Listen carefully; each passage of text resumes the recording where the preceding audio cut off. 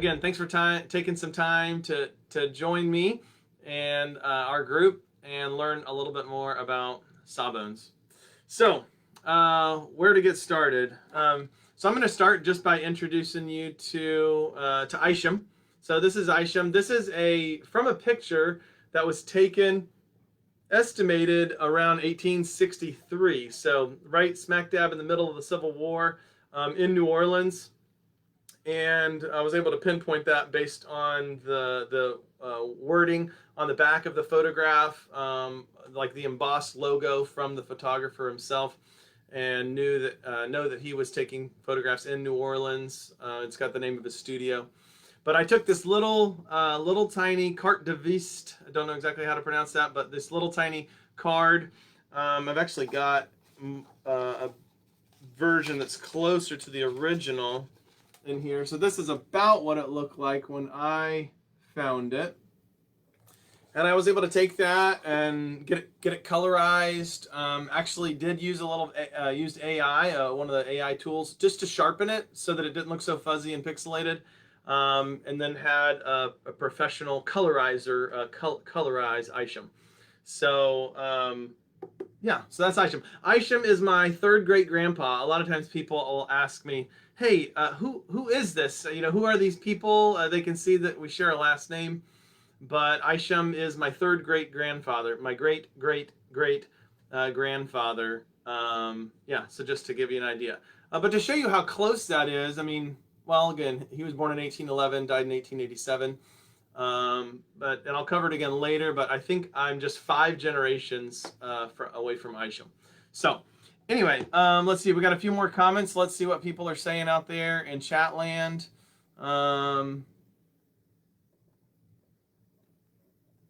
And my computer's a little slow, which is not handy, but anyway, thank you guys for writing in, and as the comments pop up, then I will correspond with you. But again, very glad that you're here. Okay, so that's Isham, and also to give you an idea of where he falls kind of in the matrix of everything, the first book that I published was Ada's Journal, and Ada was Isham's daughter.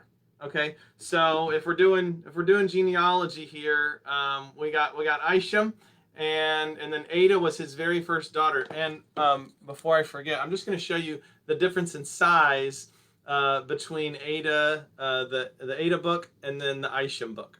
So most of my books are 6x9, but that was not going to cut it for Isham, for Sawbones, and so these are all of these books are 8.5x11. And each of the Sawbones books, one of them is 274 pages. I think that's volume 1.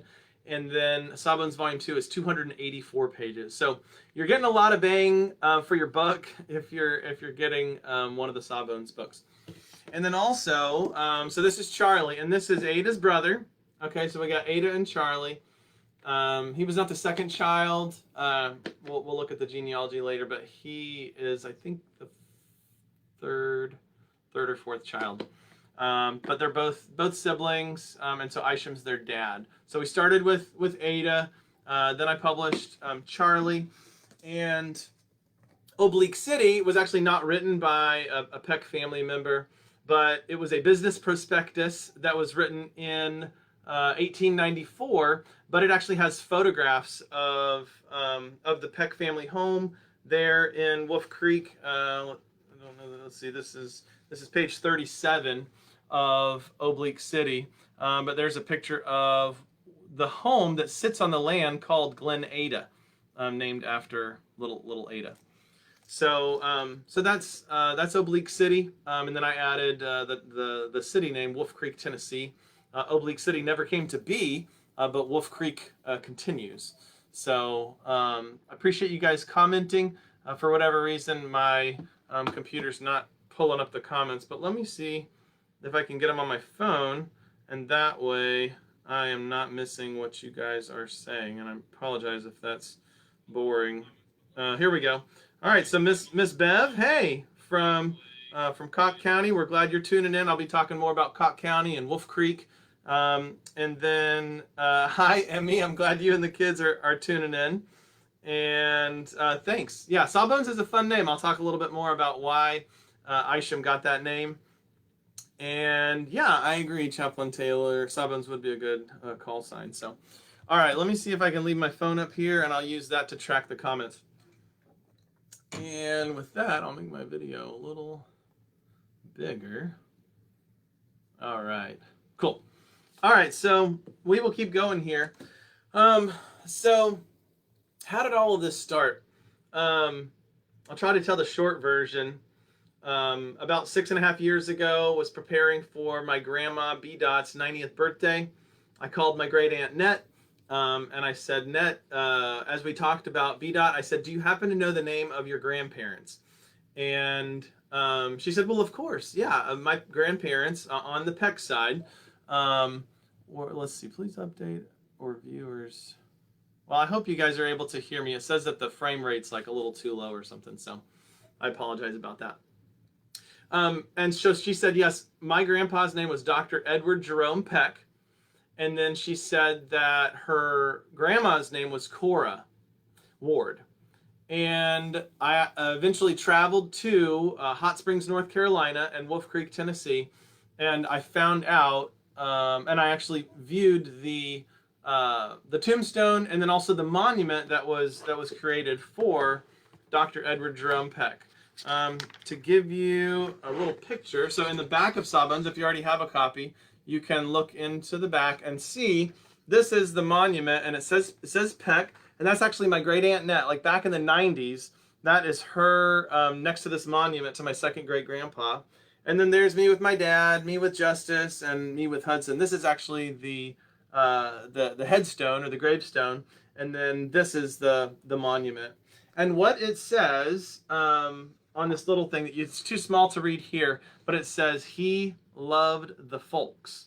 And so as a preview of my next book, that is what it will be called, He Loved the Folks, Dr. Edward Jerome Peck of Hot Springs, North Carolina. So that's my second great grandpa, and his father was Isham. And so two doctors, again, Isham born in 1811.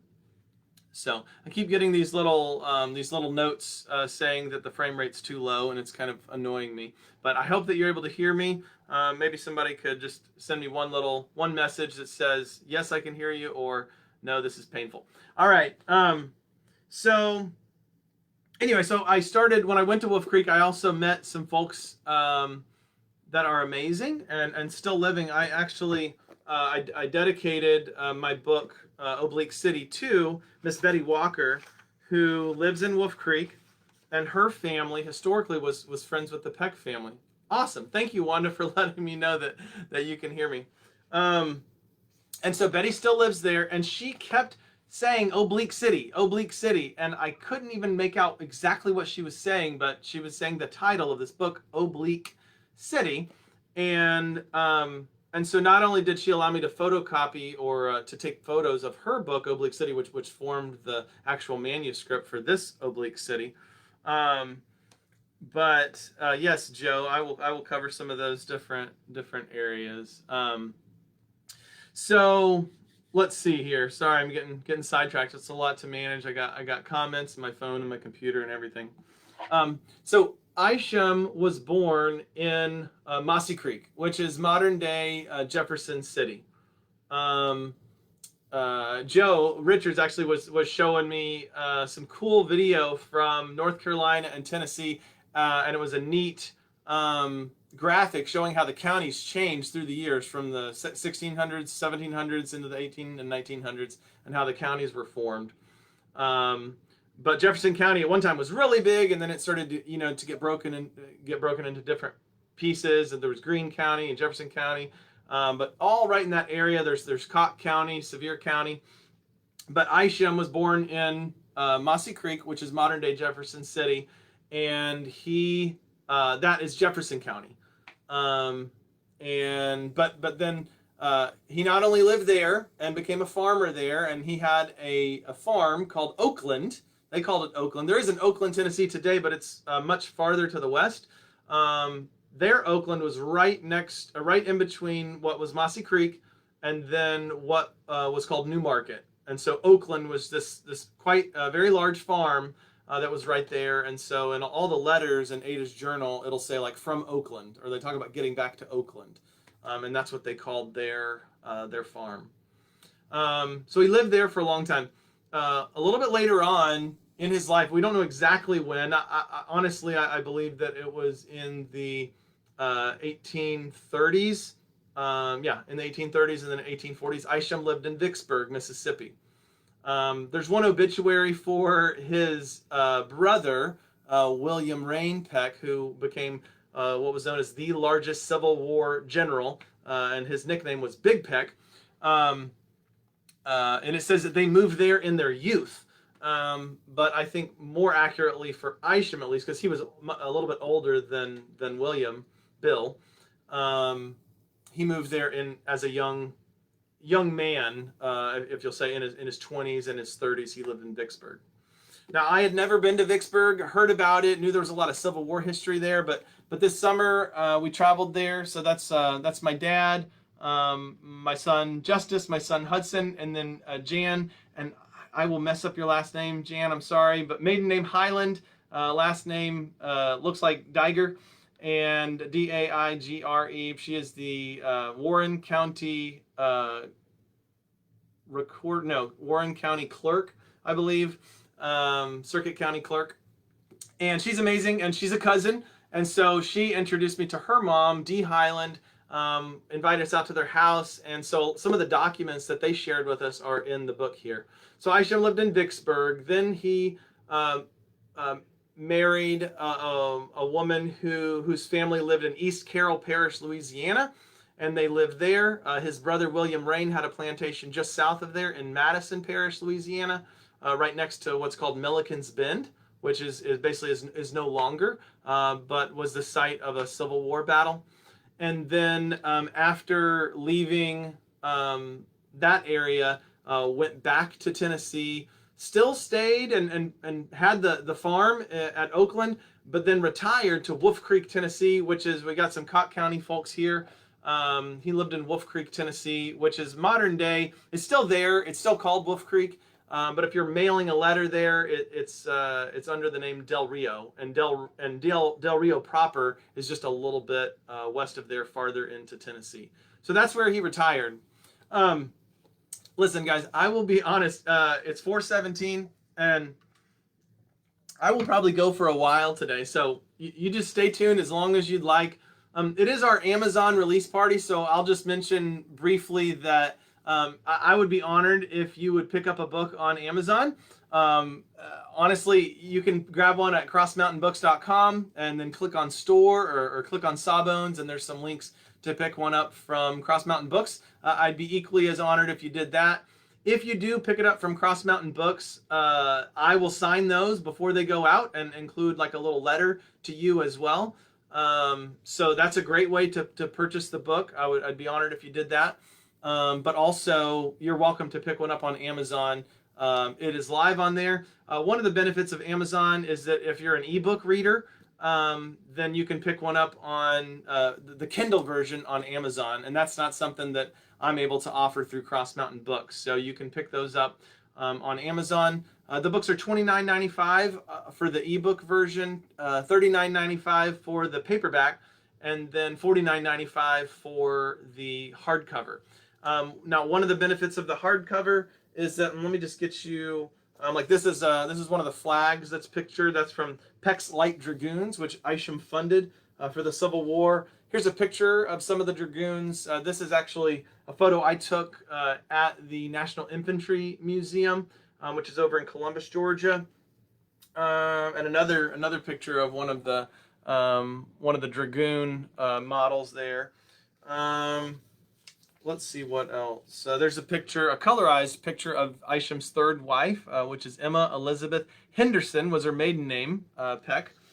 And so a lot of the pictures are black and white, but then, here's two pages of full color photographs.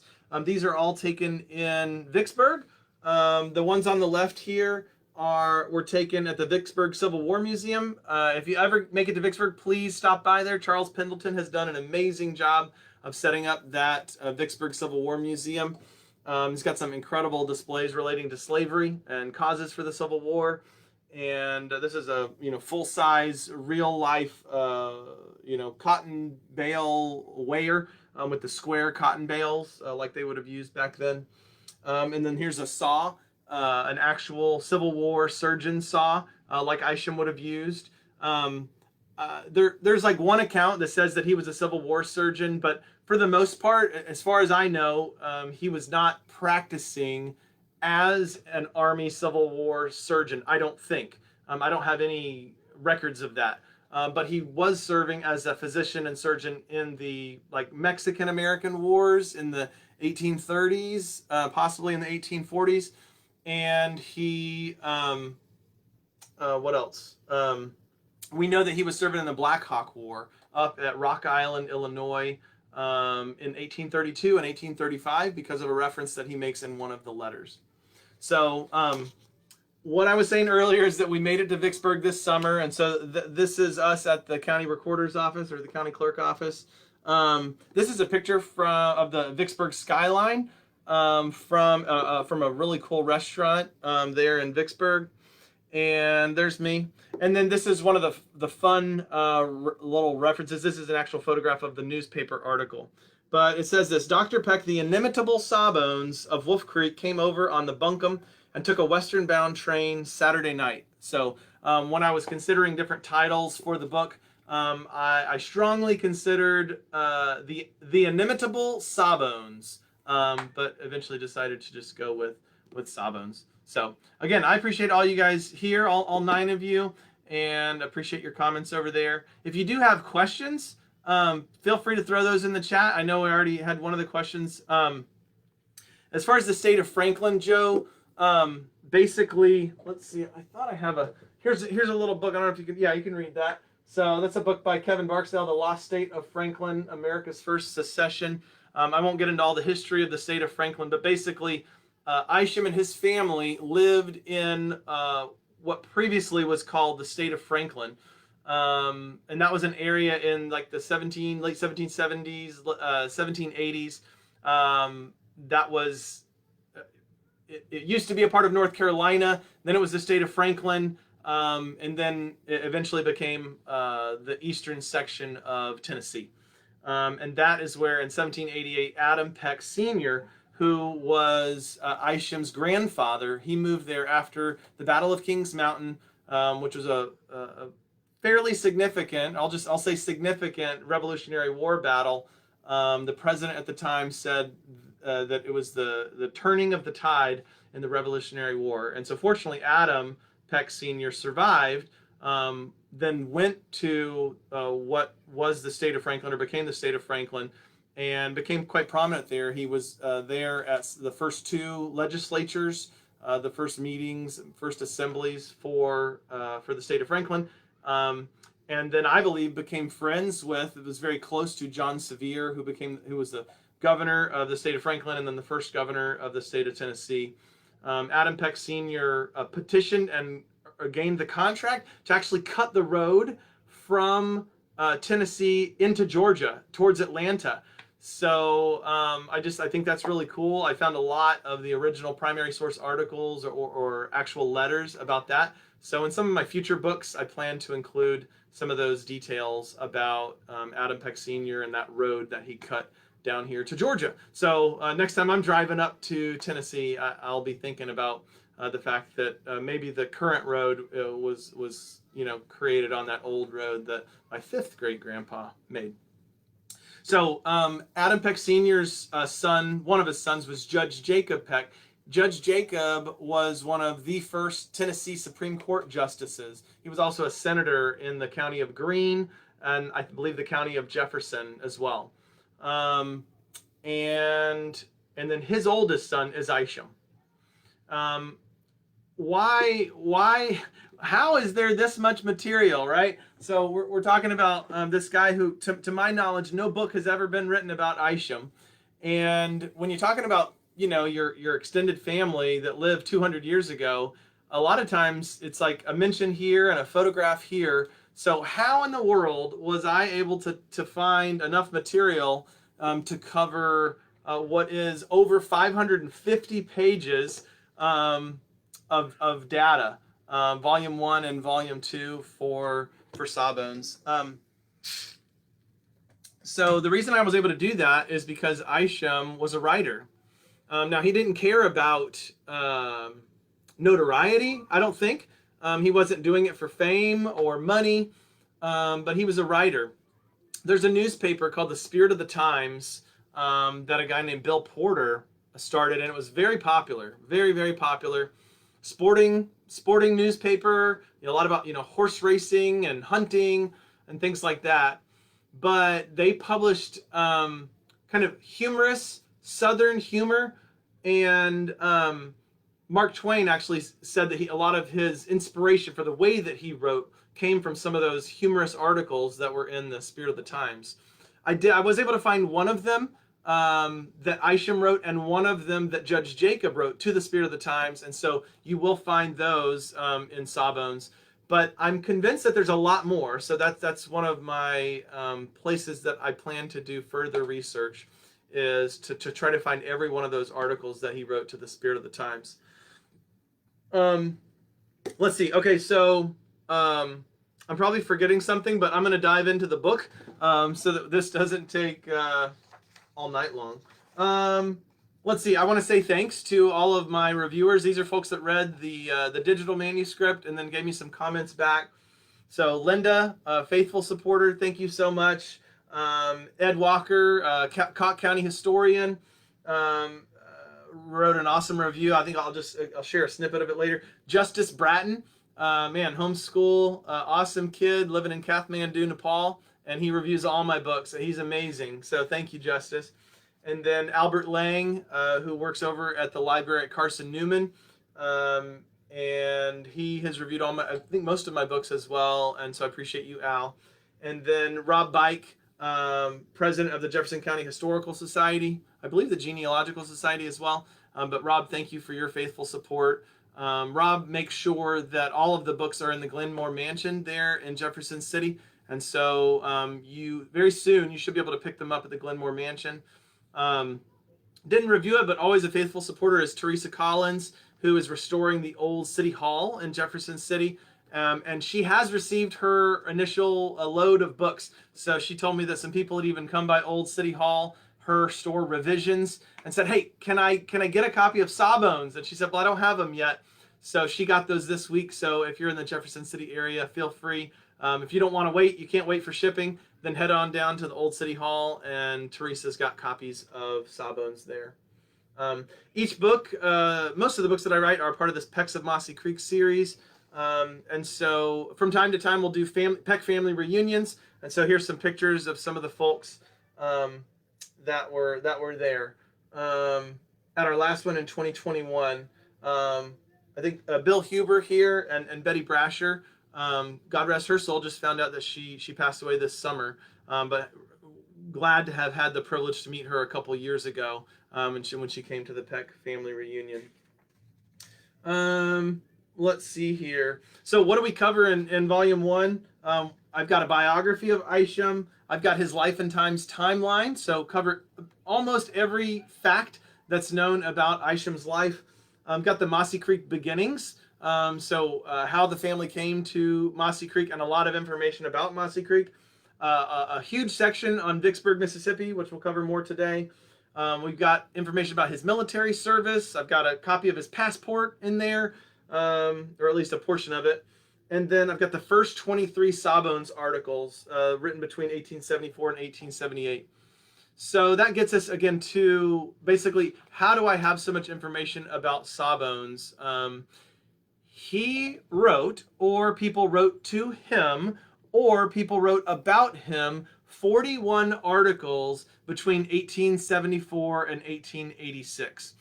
And so because of those 41 articles, which it took a lot of time to track all those down, but I appreciate there's a project called Chronicling America where they have a lot of old newspapers, but then also a website called newspapers.com. It's a subscription service, but if you want to find information about your family, It's a really cool way to search old newspapers. All the papers have been OCR'd, optical character recognition, and so you can search for different terms and find them. But I was able to find these 41 articles, and honestly, some of them are very difficult to understand. Isham mentioned so many different people, places, things, and stuff like that, that it's really, really hard to figure out at the outset, what is he talking about? Which political candidate is that? When did Tennessee have that law? Or why was that going on in Mississippi? Or did that really happen in the Civil War? And so what I started to do was to analyze each of those articles, but honestly, my memory is not so good that I could remember that forever. And so I started writing it down. I started transcribing all of these articles out of the newspaper so that I could read them, and so that my family eventually could read them. But as I did that, and as I added photographs, and as I added the research, I realized that this was going to be a book that would really be telling to anyone that's from any of these areas, anyone who's interested in the Civil War, anyone who, you know, has family that lived in the 1800s even. Because there's mentions of presidents, and there's mentions of gosh, so many things. Mark Twain. Oh, okay. At some point I'm gonna go through the table of contents just to show you guys how the breadth of topics that Isham covers. So I'll say this. I dedicated this book to my mom, Mary Ann. And so, Mama, whenever you watch this, and I already showed this to you in person, but I dedicate this book to you. It says, "For my mom, Mary Ann, thank you for always believing in me, supporting me, and working hard to provide for us. I love you." So that's a picture of us here at Moody Air Force Base. So this is just to give you an idea. This is the table of contents, okay? Page 1, page 2 of the table of contents, and then there's page 3 and 4 of the table of contents. So I am not going to be able to cover all of the things, even in volume 1 today. But I'm just going to try to give you an overview, a snapshot. Again, if there's some particular topic, feel free to try to get me off track of the linear line that I'm trying to run on. But that's it. So I'm going to read through a little bit of the table of contents here. We've got, again, the biography and introduction. Talk a little bit about the Peck family. Got Mossy Creek beginnings. Judge Jacob, his dad, he was actually memorialized in a poem. It's called like the Tennessee Centennial poem that talks about Judge Jacob. And then Vicksburg. I've got all 3 of his wives in here. He's married 3 times. First to one of his kind of, second half cousin kind of a thing, Cordelia. And then his wife, Helen D. Rapier Glass. Thank you, Kelly, for your help with tracking down the maiden name of Helen D. Rapier. And then his 3rd wife, Emma Elizabeth Henderson. He only had children with his 3rd wife, Emma, and he was married to her absolutely for the longest, from like 1847, 1848 until his death in 1887. She continued living until 1899. I've got all sorts of information about his military service in here, and then pictures of the actual forts that he served at, like Fort Des Moines and Fort Dearborn and Fort Armstrong. And then we've got information about the Civil War and the Battle of Mossy Creek. Thank you, David Needs. David wrote the foreword for this. He is the Jefferson City historian, coach at Carson Newman University, teaches history there from time to time as well. And he was able to help me track down the actual Civil War accounts that talk about Dr. Peck's home, where the Union Army made their headquarters, but then also the Judge Peck's home, where they made another portion of their headquarters.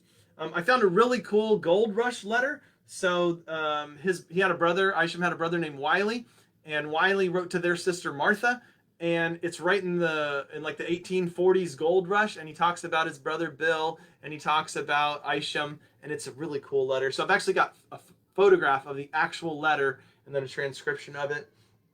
Let's see. I talk about why he's called Sawbones. We'll get to that, and then I've got all of the articles in here.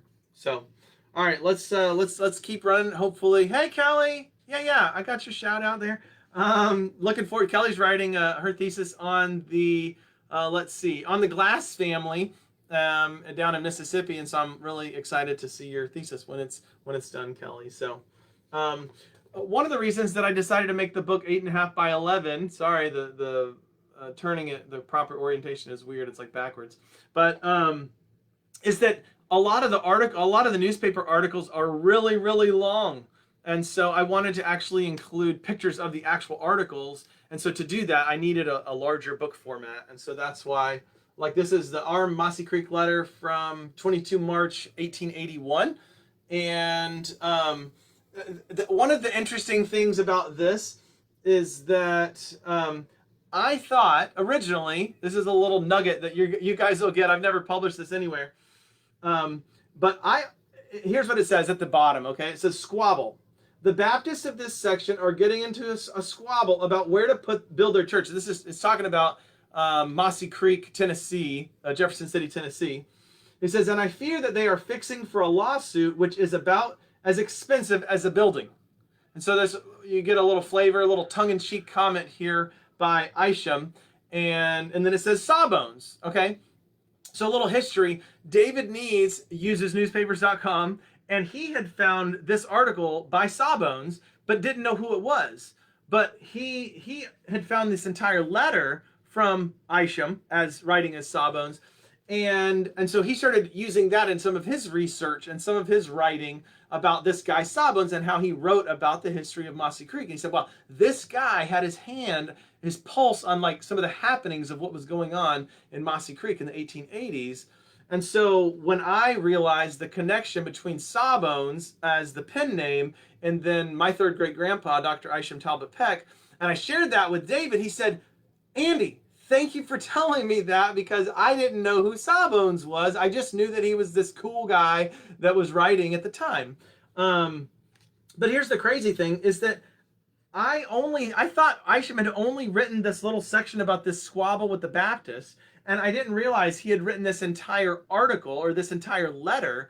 And so when I originally wrote Sawbones, which I finished the bulk of it back, I finished the bulk of it a couple years ago, but then I kept editing, and then I started adding and adding. Then I added the genealogy sections, and then my book had already been reviewed by the reviewers, and I was having a phone conversation with David, and he mentioned that he mentioned some of the parts from the top of this letter, and I said, I don't know what you're talking about. And he said, well, yeah, he said Isham, wrote that entire letter, and he didn't even realize I had not included those details in the book. And so when I went back and realized it, there were 2 letters about Mossy Creek, and I had done the same thing. So what was probably a 2 to 3 or 4 page section of Sawbones about those Mossy Creek letters became about 60 pages, because I went back and had to analyze so thanks a lot, David. It added about 6 months to this book process, but I went back and added about 60 pages all about the history, maps, all sorts of different things about Mossy Creek. So let's see here. I'll read just a little portion of that just to give you a flavor. It says, to the editor of the Morristown Gazette. Morristown is Hamblin County. So hello to any of our Hamblin County folks. That's where the modern day Morristown is. And Isham sent his son Charlie, right? So we talked about Charlie's novel earlier, but that's where Isham sent his son to high school. So Charles Talbot Peck went to the Reagan High School for Boys in Morristown. And then I believe that John Helms, who was the editor for the Morristown Gazette, I believe that he and Isham had served in the Mexican-American Wars together. So I think that they were close. They also, the Helms family went back to the portion of Virginia where Adam Peck Sr. had come from. So I think that their family had a lot of ties. But most of Isham's letters are written to the editor of the Morristown Gazette, which is John Helms. So he says this, Mossy Creek is, as I've already said, a thriving little railroad town. We have here 5 churches, 9 dry goods, grocery and drugstores, a good flouring mill, tan yard, and last but not least, we have a first-class hotel for the accommodation of the weary traveler. And Uncle Pryor is always ready to make his guests comfortable. His full name was Pryor Yo. And Pryor was also a Mexican-American War veteran, and so that's maybe one of the reasons that Isham was giving him a shout-out. In addition to all this, Mossy Creek has several subtowns. Collegeville, where Carson College is situate. It doesn't say situated, it says situate. There they have 2 stores. Then we have Jaybird, which eventually became known as Jaybird Hill. And there's a lot of information about Jaybird Hill in the book. Needmore, which to my knowledge, outside of this article, I don't know of anything that's ever been published about the fact that there was a Needmore that was a portion of, again, what's modern day Jefferson City. Old Field, Hell's Kitchen, and Haiti. And again, to my knowledge, nothing's ever been written about the fact that Mossy Creek had these little subsections, okay? Yes, people have heard of Collegeville, a few people probably, and knowing that's where Carson College was situated. But then Jaybird, Needmore, Oldfield, Hell's Kitchen, and Haiti, all of which are in close proximity to Mossy Creek and all densely populated. We have here also a semi-monthly newspaper known as the Columbian Echo, and I know of no publications that have any copies of the Columbian Echo where it's been published or republished. It's not on newspapers.com, but Al, thank you. Al Lang was able to get from the archives of the Carson Newman Library, he was able to get me a great picture, a great scan of one of the copies of the Columbian Echo, and that front page newspaper is on one of the pages, I believe, of volume 2.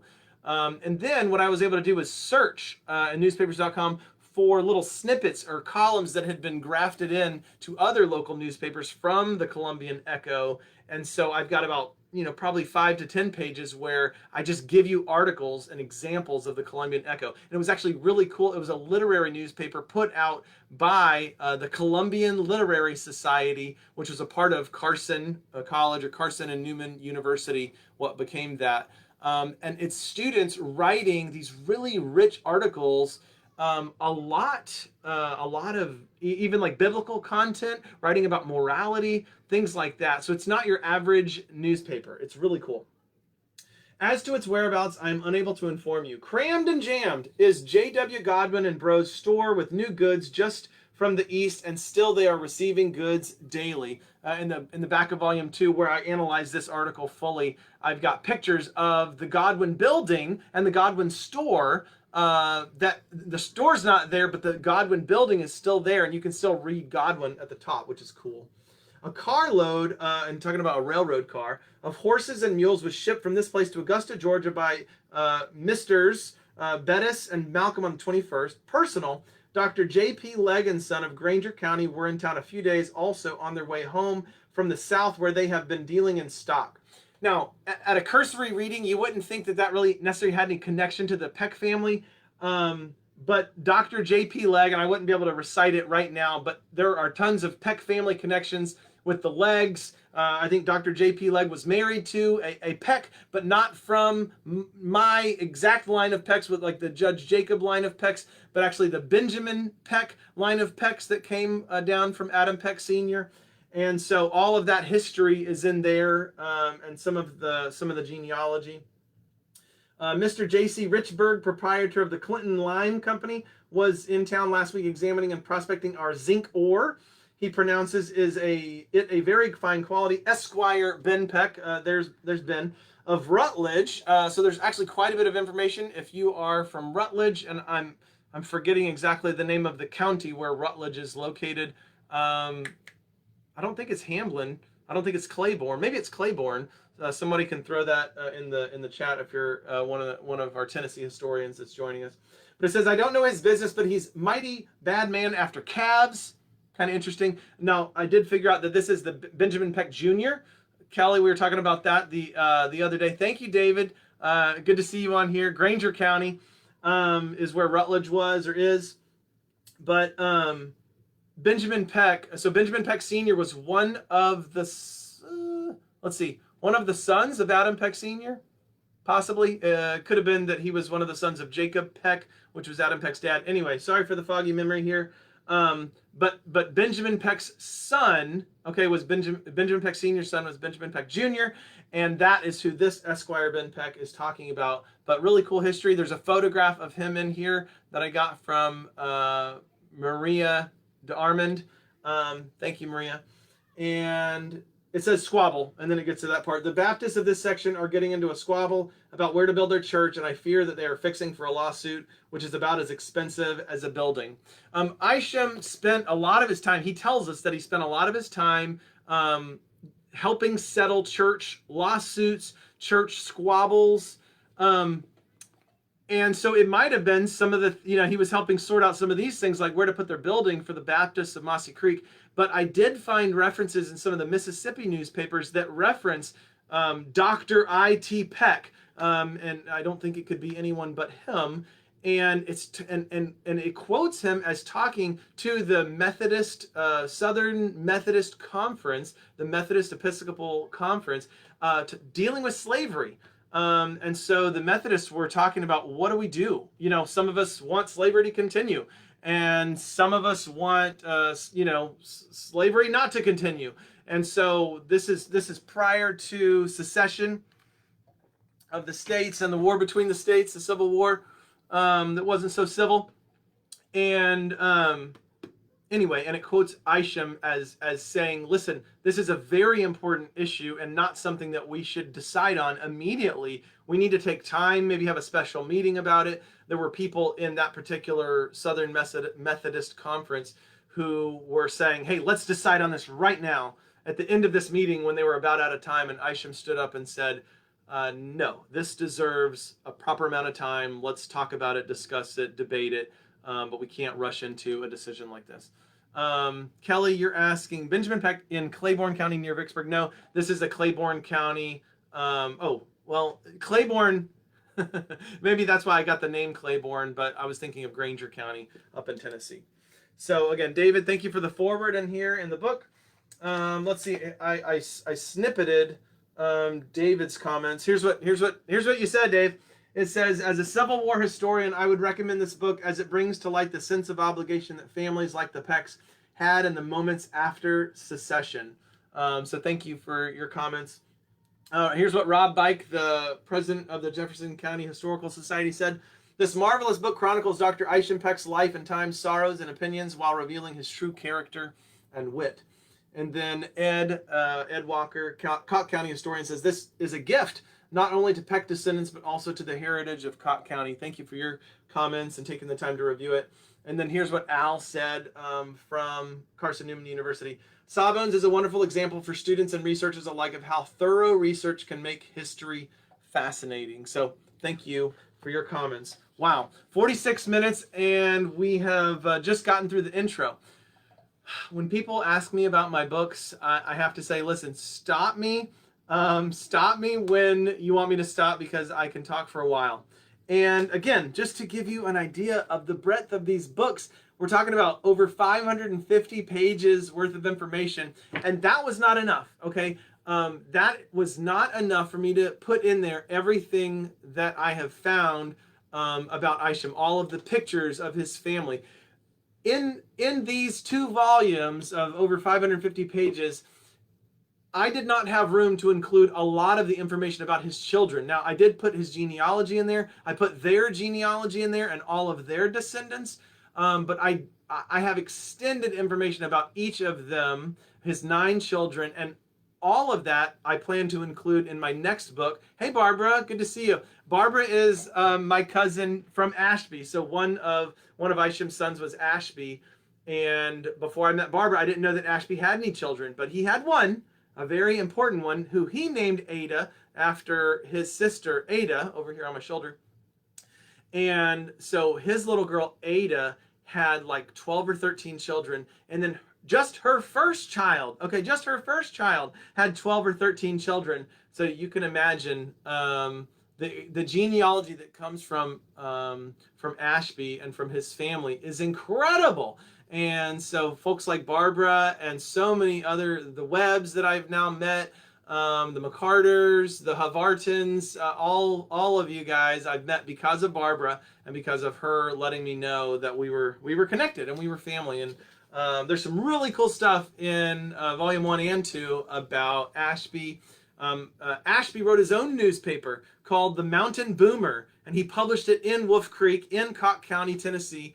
And to my knowledge, it's never been covered. It's never been published. It's never been transcribed. The only copies, as far as I know, that have survived are owned and in the home of Miss Betty Walker of Wolf Creek, and she shared those with me. I was able to take photographs of them, and so two of the front pages. It's a little baby newspaper. It's less than a half page, but two of those newspapers, the front page of them, I put in the book so that you can read them for yourself. And so I'm excited that you'll be able to do that. So many acknowledgments, but I won't go through that. Thank you, everyone who's helped me with the books. I couldn't have done it without you. Let's see, editorial policy. I'll just mention that, one of my policies is to give you the primary sources. So I don't just quote from his articles. I give you his entire article. I transcribe his entire article. When possible, if there's room, I put a picture of the article, and then I transcribe it, and then I analyze it.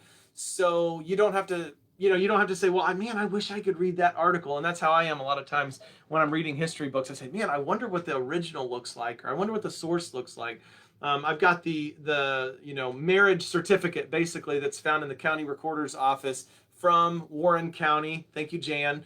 But I was able to go to that office, photograph that marriage certificate, verify that Isham's wife was Helen D. Glass, and I put a picture of that actual marriage certificate from marriage record from that recording book, a huge old cool book, and then a transcription of the entire thing. So that's never before been published at all. And I'll mention this here. It says, I wrote, I, as the author and Cross Mountain Books as publisher, have sought to present here an accurate transcription and explanation of original source documents, seeking to place each text in its context. All references to slavery and words used to refer to black people are presented in their original form for historical purposes. No offense is intended. We believe that all men are created equal. Amen. And at the outset of this book, we publicly condemn any form of racism, and I absolutely do. I have no toleration for it. We believe that accurately viewing the past can help inform us today and inspire us towards a better future. So history is history. We can't change it. When I started going down this road of research, people said, you don't know what you're going to find, Andy. You might not want to go down this road. And I said, well, listen, I can't change the past, but I can find out what it is. I can find out how things were, and I can let other folks know about it. So anyway, that's my policy. Here's the intro. I'll show you this. This is a sneak peek at Billy Buck. Okay, so that is the original painting that my sister Patty did for the book. You can see this is Cross Mountain here in the background. This is Billy Buck. We don't want to have a picture of the buck. And then here's Isham right here. When Isham was in the 1850s, so he was in his 40s, a buck attacked him when he was out visiting his in-laws, okay, after he had married Emma. And Ada's journal says that they had, I think, 1 or 2 pet deer, and they called one of them Billy Buck. And Billy Buck attacked Isham, and the buck messed up his arm, his shoulder, so badly that he actually traveled to New Orleans for treatment. And when he got back, I think it was almost like a month later, and little Ada, his little firstborn child, his little daughter, ran up to him. He basically told her, hey, my arm's never going to be the same. And honestly, I think that might be one of the reasons that Isham did not practice medicine during the Civil War. Sawing bones, right? This is where Sawbones comes from, the name, is that those early surgeons, and through the Civil War and probably a little bit after, that was the most effective way to prevent people from dying when they had been wounded on the battlefield, was just take the limb.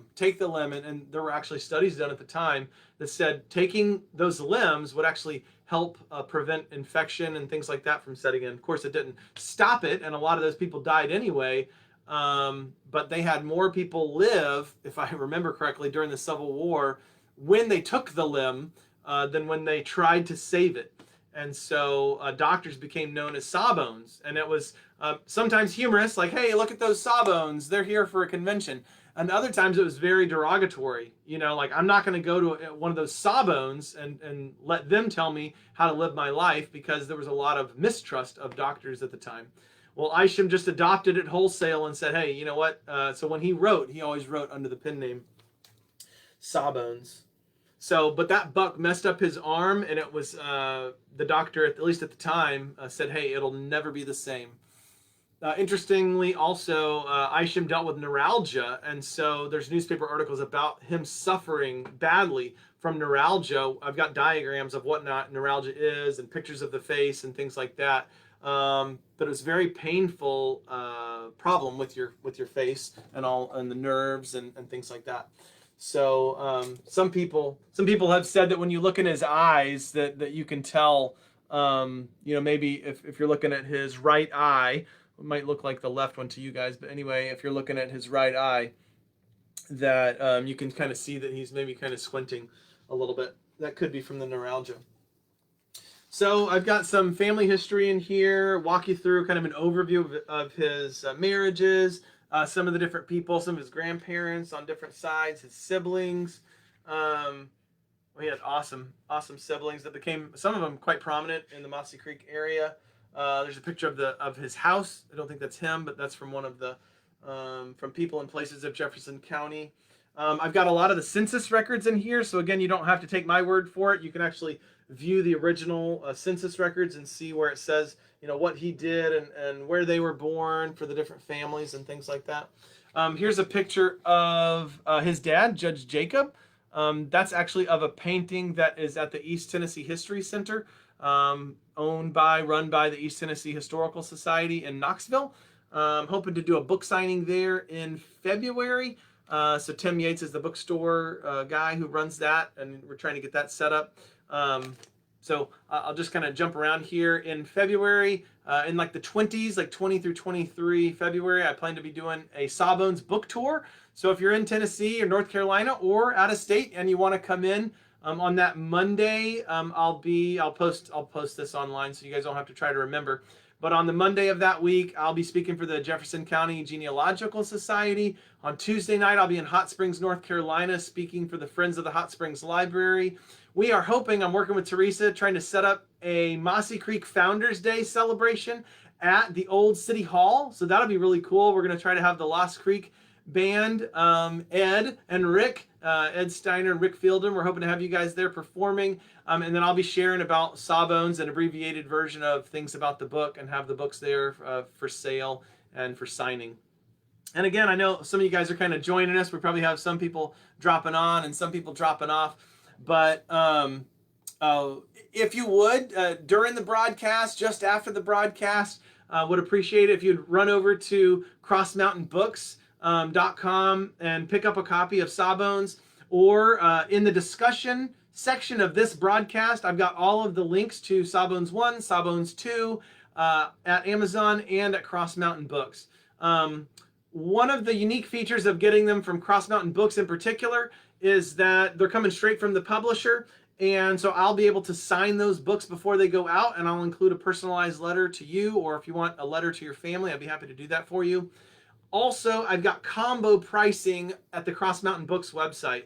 So at the drop down, you can choose paperback or hardcover, or you can choose combo paperback, combo hardcover, and built into those combos is I think 5% off for the paperbacks and 10% off for the hardcovers. So that's just a little bonus from getting them. And Matthew, again, I'll post some of the dates as we get closer to them. There's a book called An Abolitionist in the Appalachian South. Let's see the subtitle: Ezekiel Birdseye on Slavery, Capitalism, and Separate Statehood in East Tennessee. And that's a really cool book, but it has multiple mentions of Isham and his dad. So that was one of the things that taught me about Isham's connections down in Vicksburg. His dad was an abolitionist, and he ruled from the bench for the Tennessee Supreme Court in favor of slaves a lot of times when no one else would do such a thing. So I'm proud of Judge Jacob for that. And then he also, with Ezekiel Birdseye, they bought up like tens of thousands, maybe over 100,000 acres in the Blue Ridge Mountains. And their plan was to create a new state. So bold move for Judge Jacob, but they plan to create a new state with free labor, no slavery, and instead of the state of Franklin, the state of Frankland, but that never came to be. And but Isham, one of the things Isham did was that because he was a slave owner, and because he owned a cotton plantation, he had connections all throughout the South, Mississippi, Louisiana, and so his dad and Ezekiel Birdseye would sometimes send him a letter, or when they saw him in person, they would say, "Hey, can you help find information about this particular slave's family?" And they would try to seek to reunite some of the slaves that maybe the mom and the dad had been separated from the kids, or vice versa. And so what Isham would do was he would help give information to say, hey, I believe that slave's family was, sold upriver to this family or that family. And he would help his father out, and Ezekiel Birdseye helped some of those families get reunited. So just a part of the history. Here's the whole section about Vicksburg. These pictures are actually from the Louisiana side. But talk about some of the plantations and the land over there. This is really cool, like tin type, daguerreotype, I believe is the term for it. But this is William Lewis Sharkey. William Lewis Sharkey was a cousin to Isham, and he was also a judge in Warren County. Became a judge for the Mississippi Supreme Court, maybe by another name. Like it was called something different, Court of Appeals. But anyway, William Lewis Sharkey, after the Civil War was ended, he was named as the provisional governor for the state of Mississippi. And before that, he would have ruled on some of the different court cases that came before him about Isham, but because of his family connection, as my theory, he recused himself from a lot of those trials. But the actual marriage record for Isham and his second wife, Helen Glass, are actually signed by William Lewis Sharkey. So, but this is Miss D, Jan's mom, and we had a great visit out. They live on the land that's still called the Lusa-Yokina Plantation, which has been in existence since the 1700s. So great honor to go out there. And one of the documents that they shared with us was called this. It's called an Agreement for Freed Men. And I just thought this was one of the coolest old documents.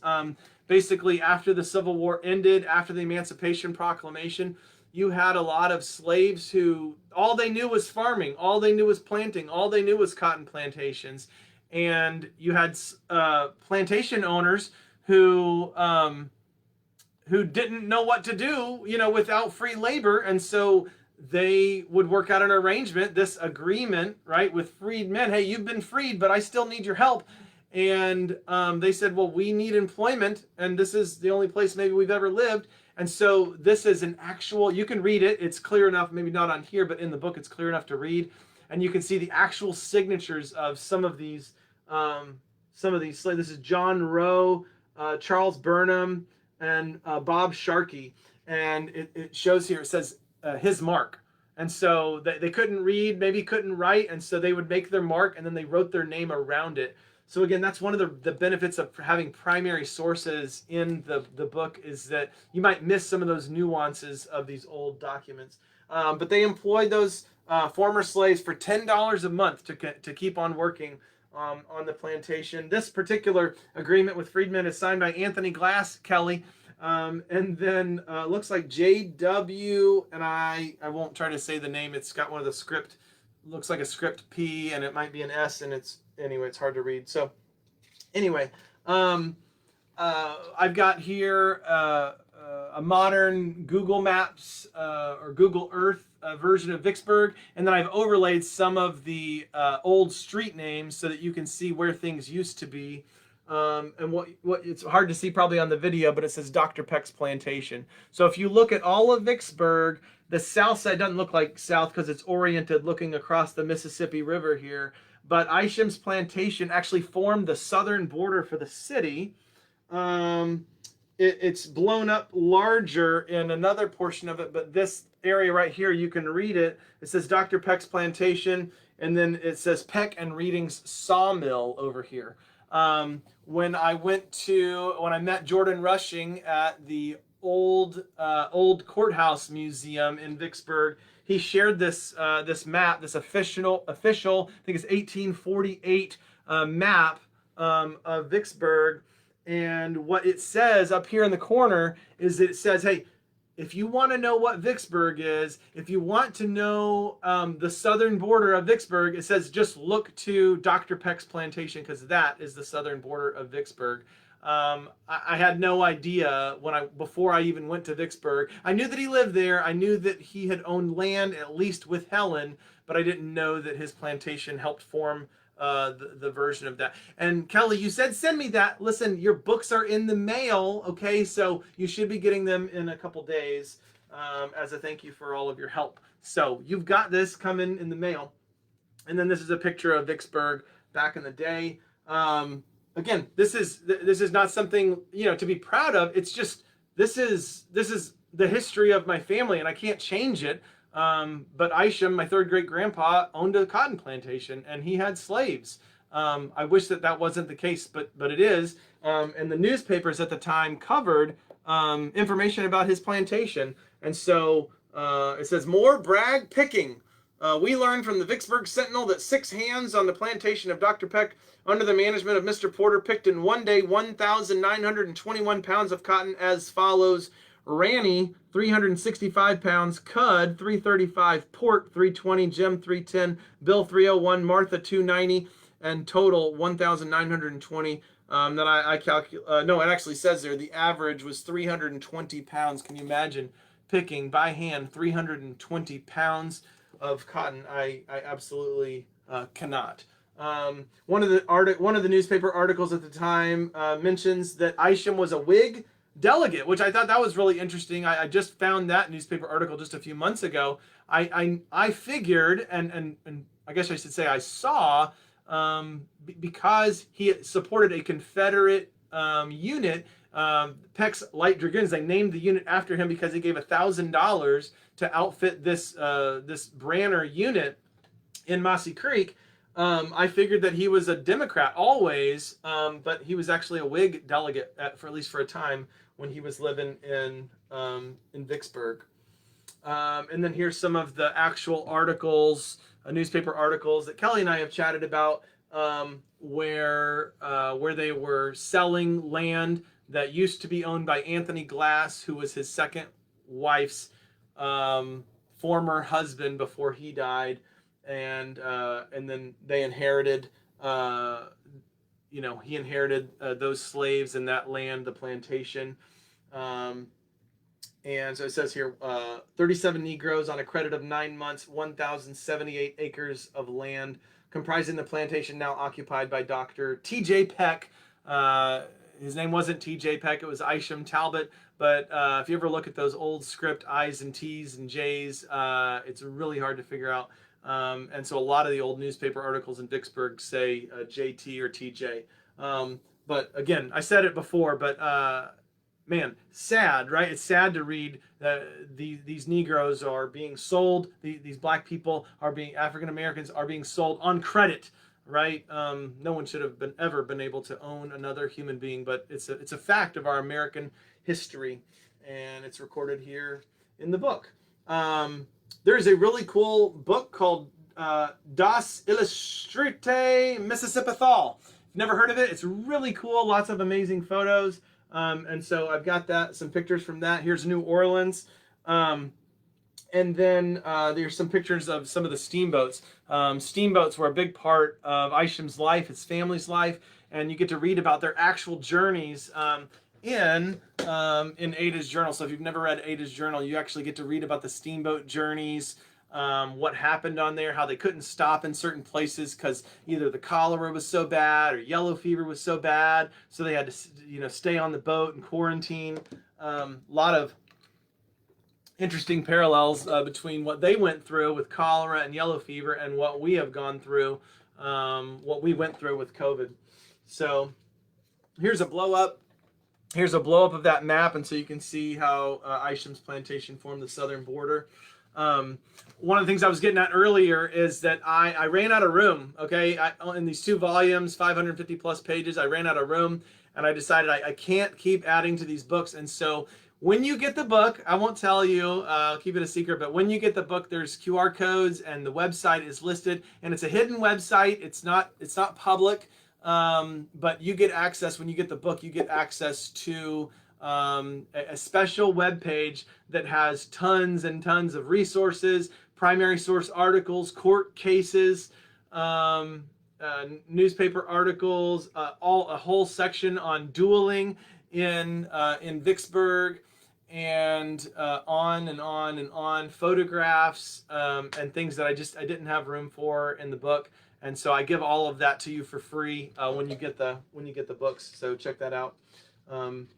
And let's see here. Sometimes people will ask me, Andy, where do you get pictures, for the book? There's like 250 photographs in volume 1 and around 250 photographs in volume 2. Excuse me. There's something like, excuse me. There's something like 450 bibliographical references in the 2 books. So I try to source everything, so you can go and if I didn't put the source in the book, then you can go find the source. A lot of these books have been digitized by Google, and so you can read them for free, but I didn't want you to have to search for them. So I've got QR codes throughout the book. You can just scan it or type in the website. I also have made little links, right? So sometimes the web address for some of those Google books are, 3 lines long, the ampersand, all sorts of different symbols, and it's hard to write. So I have shortened those URLs into tiny URLs, so you can type, tinyurl.com / and then like one word and get to those books, and you can actually read those books yourself in their original form. But a lot of the photographs will come from the Library of Congress. A lot of the pictures come from the Tennessee, the Tennessee State Library, their digital archives, North Carolina digital archives. One of the things that I'm blessed by is the fact that everything prior to 1927, for the most part, is non-copyright. So photographs, books, things like that. So I'm able to quote freely, share photographs, share primary source stuff. I reference it all, but I can put it all in there because it's not copyright. It's public domain now. And so that's one of the benefits of the book. So there's Charles Pendleton in Vicksburg and the old county courthouse. You can see some of the QR codes here.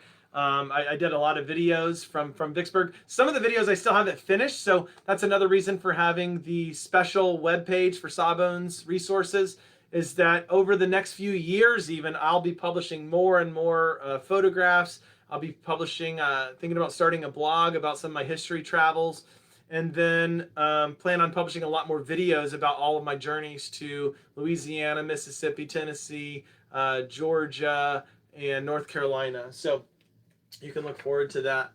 Man, there's a picture of the original marriage record of Isham and Helen, and then again there's a picture of Miss Emma, his third wife. Amazing woman. And there's a picture of her songbook. That's one of the things I've mentioned to groups before, but I plan on publishing her songbook eventually. This is from the 1830s.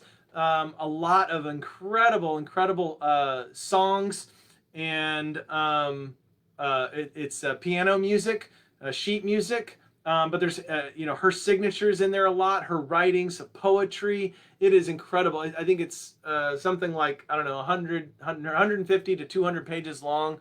And it's one of my prized possessions, a gift from one of the cousins that I met during Miss Ann Peck and through my history travels. So thank you, Ann, for that gift. It's sitting right over there in the corner. You guys can't see it, but it has her name in gold on the front, and it's amazing. So wait a few years and you'll get to see Emma's songbook.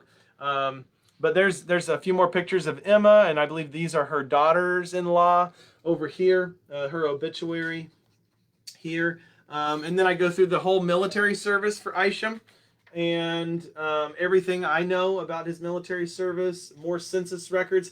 Now this is crazy, okay? But look at this. Look at the signature, Isham Talbot.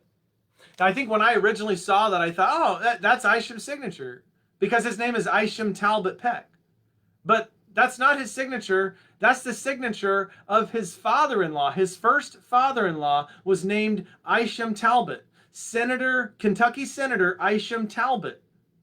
And so his wife, okay, his first wife, Cordelia Talbot, she married a man who had the same name, Isham Talbot Peck, as her dad.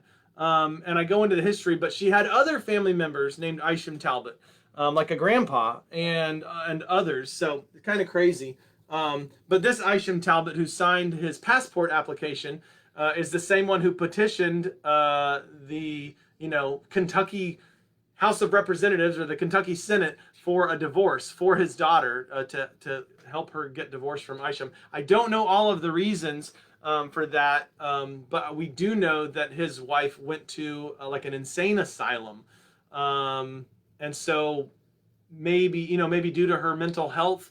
Also, he had just gotten back from Mexico serving as a surgeon, and maybe they just thought, well, a military, being married to a military man's not going to work out. Maybe they got married for the purposes of, well, if he dies, then maybe his second cousin could get some benefits. I don't know. They never had any kids. The marriage didn't last long, so I don't know why he married his, second half cousin. But there's a picture of his father-in-law. Here's a picture of it's called the Schooner. He sailed on the Schooner Express, but this is another similar type schooner with all of its dimensions. I'm not going to be able to walk through this whole book. I wish I could just read the whole book to you and share everything with you. We're in an hour and 15 minutes, and I'm on page 55 of volume 1. So for all of you guys that are still tuning in, I appreciate your hardcoreness. We've still got 7 viewers. And so anyway, I'm going to keep going until my voice gives out, I guess. But thank you guys. And Kelly, you are chatting it up over here, and I will have to look at all of the stuff that you're writing. But yes, I look forward to hearing more about your thesis and then the readings, because I don't think anything about them. I think one person shared something about the reading. Jordan shared some things about the readings with me, but I'm forgetting right now. I've got a whole section in here about the different Peck family members who served in the Civil War. Isham had an uncle, Moses Looney Peck, who's credited with being, one of the pioneers of Mossy Creek Methodism, helping bring the Methodist Church to Mossy Creek. And interestingly, sadly, it is what it is. One of his sons, Madison Henry Peck, served as a first lieutenant in the Union Army with the 3rd Tennessee Cavalry. Okay, but then you flip over and look at the section about Confederate soldiers in the Peck family, and it says this. It says First Lieutenant Lafayette Peck, son of Isham's uncle Moses Looney Peck. After graduating from West Point and becoming an officer in the U.S. Army, Lafayette resigned his commission. So first with the U.S. Army, then he resigned his commission in 1861 and pledged to support the Confederate States of America beginning on 1st of September 1861. And then John Branner, president of the East Tennessee and Virginia Railroad Company, to General G.A. Henry in Lexington, Virginia, said that Lafayette was his neighbor and his friend. And then it talks about his what he did during the Civil War, which it says he was assigned as commander, Camp of Instruction, Confederate States Artillery in Knoxville. And then he was nominated for a promotion to Major of Conscripts, and then recommended to stay in place. But the Senate, the CSA Senate, denied the promotion. And then here's a picture of his actual West Point class ring, which is owned, really cool, by Ed Steiner. So he was able to send me photos of that. So I appreciate that, Ed. Isham gave a gift of $1,000 to outfit the Peck's Light Dragoons, which was a Confederate unit. Here's a picture of the flag for the Peck's Light Dragoons. And so that's in here. There's hardly any copies of that out there. And then here's the whole section. I've actually got all of the at least all the ones I know about, but section about the Battle of Mossy Creek, and then you can read about Judge Peck's and Dr. Peck's and how the units set up their headquarters and their homes. There's a little bit more about that in Ada's journal as well, because the Union soldiers, when they were leaving the home, right, they would come and stay. It says that they would help themselves to the guns and the fishing poles and other things like that of this English doctor, which was Dr. Isham Peck. And when they left the home, they had to, right, this Ada died in 1859 from cholera. These Union soldiers would walk past the vault, the glass top coffin of little Ada. Her parents grieved her so much, and they could not let go of her. And so what they did was they buried her in a glass top coffin right in the front yard. And so, you know, anytime that they wanted to, they could walk out into the front yard and they could look down, you know, maybe say a prayer for little Ada while they were looking at little Ada. And these Union soldiers said, this is the most interesting family. They have a vault with their little girl in it right in the front yard. And so they thought that was most peculiar. So that was not a common thing in the 1800s, but that's what Isham and Emma did. And so, hey, there you are, David. There's a picture of me and David. And then I've got a QR code. You can scan that. I've got the website too if you don't like QR codes. But you can scan that QR code, and then I've got like the entire interview that I did when I met David for the first time in 2017, which is amazing. We're going on, like 7 years, David. But when I met you for the first time, right on the banks of Mossy Creek, and you shared with me about the Union Army chronicles and talking about Judge Peck's, and I remember getting those texts from you and being so excited to learn about that. Here's the Gold Rush letter, so you can read it in its entirety. Hard to read in the script, and so then I've got a transcript of it. Let's see, I'll just read you a little brief snippet from it. This is written by Isham's brother Wiley, and it says this. It says, William and brother, so William Rain Peck, the general, who, let's see, I've got some of my Lee's Tigers, okay, I'm talking about Robert E. Lee's Tigers, but the final commander for the Louisiana Tigers military unit was Big Peck, which is Isham's brother, General William Rain Peck. It says, William and brother, talking about Isham, are very well. Isham is quite fat. It's kind of rude, but Isham's quite fat. And by Jove, the noblest looking man I ever saw. And to be honest, I think he was pretty noble looking. Some people say I look like him, but anyway. The noblest looking man I ever saw. I was at Mr. Henderson's several days. That's his father-in-law, right? He married Emma Henderson. Several days. Brother's wife, talking about Emma, is very amiable, and her mother is one of the pleasantest ladies I ever saw. Now, here's the stuff about the gold rush. So cool. William has the California fever, but does not intend to go until I write back from the digging and report favorably. However, he offers to go now if the company will furnish him a carriage and pay him $100 per day. Okay, this is in like 1849 or so. So Big Peck, prior to being Big Peck, prior to being this famous Confederate general, he's a plantation owner from Milliken's Bend. He says, "Yeah, you give me a carriage, you give me $100 a day, sure, I'll go pan for some gold with you." And he says, "I'll do that, and I'll give advice. So you give me $100 a day for giving advice."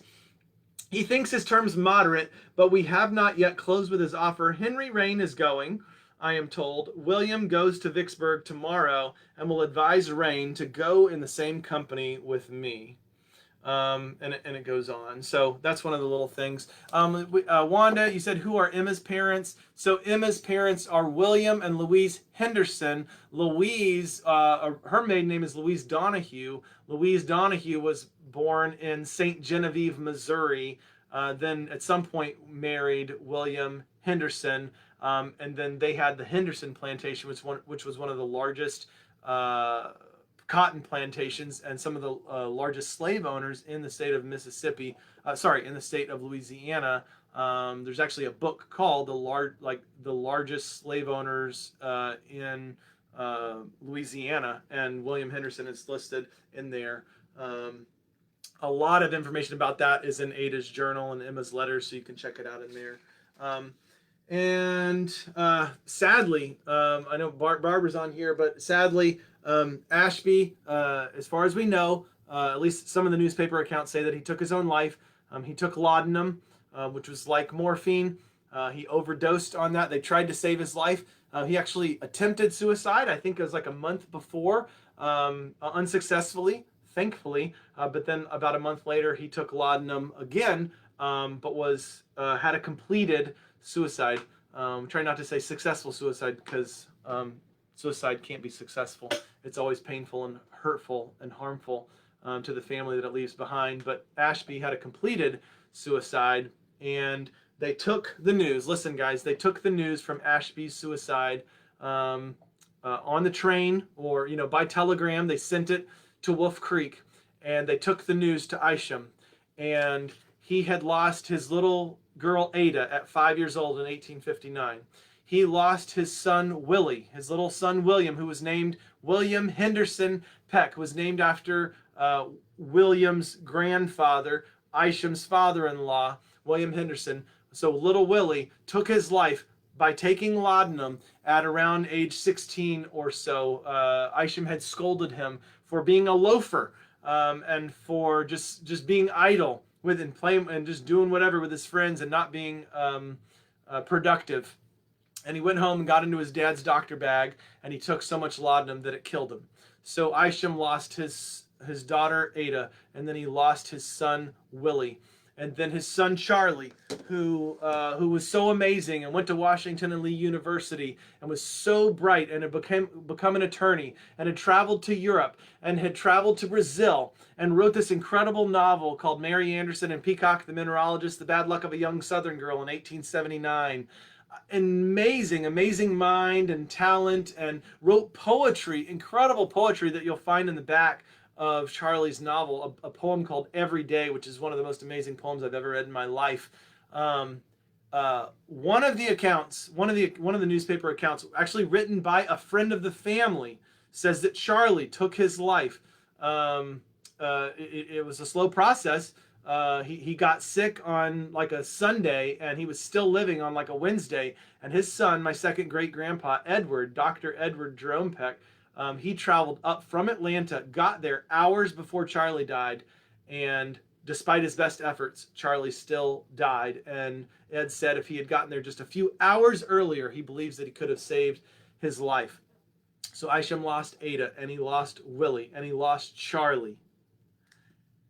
And then in 1887, in like May of 1887, his daughter, he only had two girls, his second daughter Helen, who, when you look at the Cross Mountain Books logo, right, you see this little girl right here. This represents Helen, and she would go up on the hills of Tennessee, and above Glen Ada. I'm getting all mixed up here, but she'd go up above Glen Ada, and she would read her books. She loved to read, and she would look out over the French Broad River, and she would look over the hills and mountains of Tennessee and of North Carolina, and that was her favorite thing. And the Pecks were, here's our Hot Springs folks.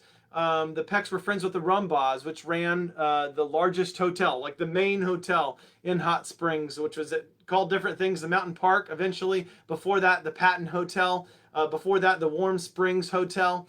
And the Rumbaugh family had a little girl, a young daughter, and they became friends. Isham's daughter and the Rumbaugh daughter, Colonel Rumbaugh, his daughter, they became friends, and they went off to school together at Salem Female Academy.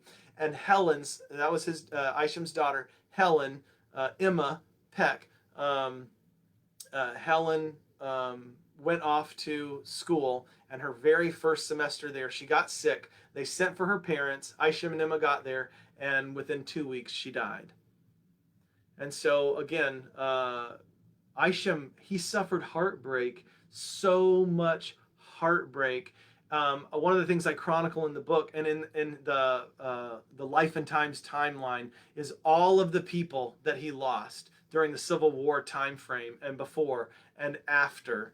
and it is amazing. It is incredible. He lost so many. He lost his brother Adam in the Civil War. He lost his cousins, like Lafayette. He lost, and then again his at some point his parents, and he lost. I think his daughter, his sister got sick, but he lost Ada, and he lost Willie, and he lost Charlie, and he lost Helen, and then he found out in 1887 that his son Ashby had taken his own life, and he died. His heart could take it no more. At learning that his fifth child had died, his fourth son, let's see, Willie, Charlie, Ashby. Okay, yeah. So second daughter, his third son to suicide. His heart stopped. His heart stopped at that moment, and he died. And so that's what you see here in this article. It says Sawbones. Sawbones is buried. That was the title of the article. Sawbones is buried in Mossy Creek alongside son Ashby. The doctor's son, A.H. Peck, Ashby Henderson Peck, died on the same day as Isham at Jacksonville, Florida, from an overdose of morphine taken accidentally. We are informed for neuralgia. Excuse me. That was being generous to say that it was an accident because, again, it was his second suicide attempt in like a month. The remains of both father and son were taken to Mossy Creek, and they are buried at the same time. The singularly afflicted family have our sincerest sympathy. And it says this: hundreds of our readers will remember his contributions to the Gazette, published under the nom de plume of Sawbones. And it says that, Dr. Peck was formerly one of their correspondents. That's in 1887. The last article we have that I found was written in 1886. So he was formerly a correspondent just a year prior to losing Ashby. So how are we doing, guys? It's an hour and a half into the broadcast to this Amazon release event, and we're on page 71 of volume 1. I'm going to try to accelerate so I don't run out of my voice, but I appreciate you guys sticking in here. 6 viewers, you guys are faithful. If you clicked going, everybody will be in a drawing to win a free signed copy of Sawbones Volume 1. And so make sure anybody that's viewed it, you have an opportunity to win. Or you can also, to make sure you're entered, you can send an email that says Sawbones Drawing to info@crossmountainbooks.com, and I'll announce that on the Cross Mountain Books webpage later on this evening. Okay, so this is a really cool silhouette of three of the Pecks, Adam Peck, Benjamin Peck, and Jacob Peck, that was cut, is the term, cut in 1811 on the streets of New Orleans. Really, really cool. So, just flipping through here, pictures of surgeons in the Civil War performing an amputation, and then some of the folks that lost limbs. Here's the article, the original one that I found that shows that Isham was Sawbones. And then, gosh, I can't believe we haven't even gotten into this yet, but why did Isham start writing? Why did he write as Sawbones? What prompted him to write into the newspaper? Well, again, originally he wrote to the Spirit of the Times as Sawbones, and I found one of those articles. But in 1874, they started claiming that there was a volcano that was getting ready to erupt in North Carolina at a place called Bald Mountain.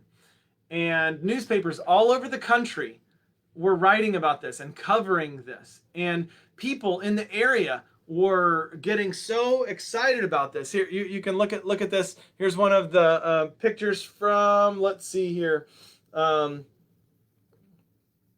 anyway, it says it's drawn by Wordsworth Thompson, and it's from Harper's Weekly. And so you can see a picture of Bald Mountain and this guy walking down the road. I think I've got some other pictures in here as well. Here's a picture of the horses getting scared by the volcano starting to erupt, and you can see people cowering in fear down here. And you can see over here the people that are so scared what's going to happen, and what will I do if I die? And so Isham writes about this, and newspapers at the time, and I include a number of other newspapers besides the one Isham wrote, and they talk about the religious excitement at the time. There were revivals going on and people saying, you better repent because this volcano is going to go off and it's going to be like Pompeii and you're going to die. And are you ready to meet God? And so Isham talks about this preaching that's going on and the religious excitement and fervor. People are fleeing for their lives. They're leaving their homes. All of this because of this volcano that's about to erupt. Have you ever heard of a volcano in North Carolina? Do you think that maybe we could have volcanoes in North Carolina? Well, here's the deal. Here's what happened, and here's what got Isham writing in the first place, is that he went to go see for himself. And he took his horse up on the mountain, and what he found was not a bald mountain that was about to erupt. He found George Sykes, who he knew, riding his carriage, his horse and buggy, or his horse and like wagon behind the horse, full of boulders, full of huge rocks, so that as it drove over this area, that the rocks were crashing together and making quite a ruckus. And then George admitted to him that he buried dynamite and he was setting off explosions at the top of this mountain. And he told Isham, you better not say anything because the newspaper men are paying me quite well. Okay, they're paying me quite well to keep this up. And so day after day, he was going up there making all this noise, making the mountain rumble, causing explosions and smoke and all this stuff to come off of the mountain and to make people think that this volcano was about to erupt. And so Isham says, you know what, George, I could care less and people need to know the truth. And so Isham wrote in as Sawbones to the Morristown Gazette, and he said, listen, this is actually what's going on. And so you can see here, the first article is 25 March 1874, and he says, Sawbones elucidates the mystery. Of course, that's what the editor said. Startling volcanic facts, the cussedness of newspaper humanity. Isham wasn't fond of the newspaper men preying on people's fear and anxiety, religious excitement, and things like that. And I'm not going to read all this, but he says, I heard all this. I could not stand it. I had never seen a volcano, so I mounted my horse and I put out for Old Bald. The news got worse the farther I went, and as I approached the mountain, I met the natives, getting men, women, children, and dogs. They begged me to turn back and sung, turn, center, turn, and I think some of them prayed for me. It beat old Mrs. Ward's saloon at Greenville. That's where he went to college, what now is Tusculum University, used to be called Greenville College.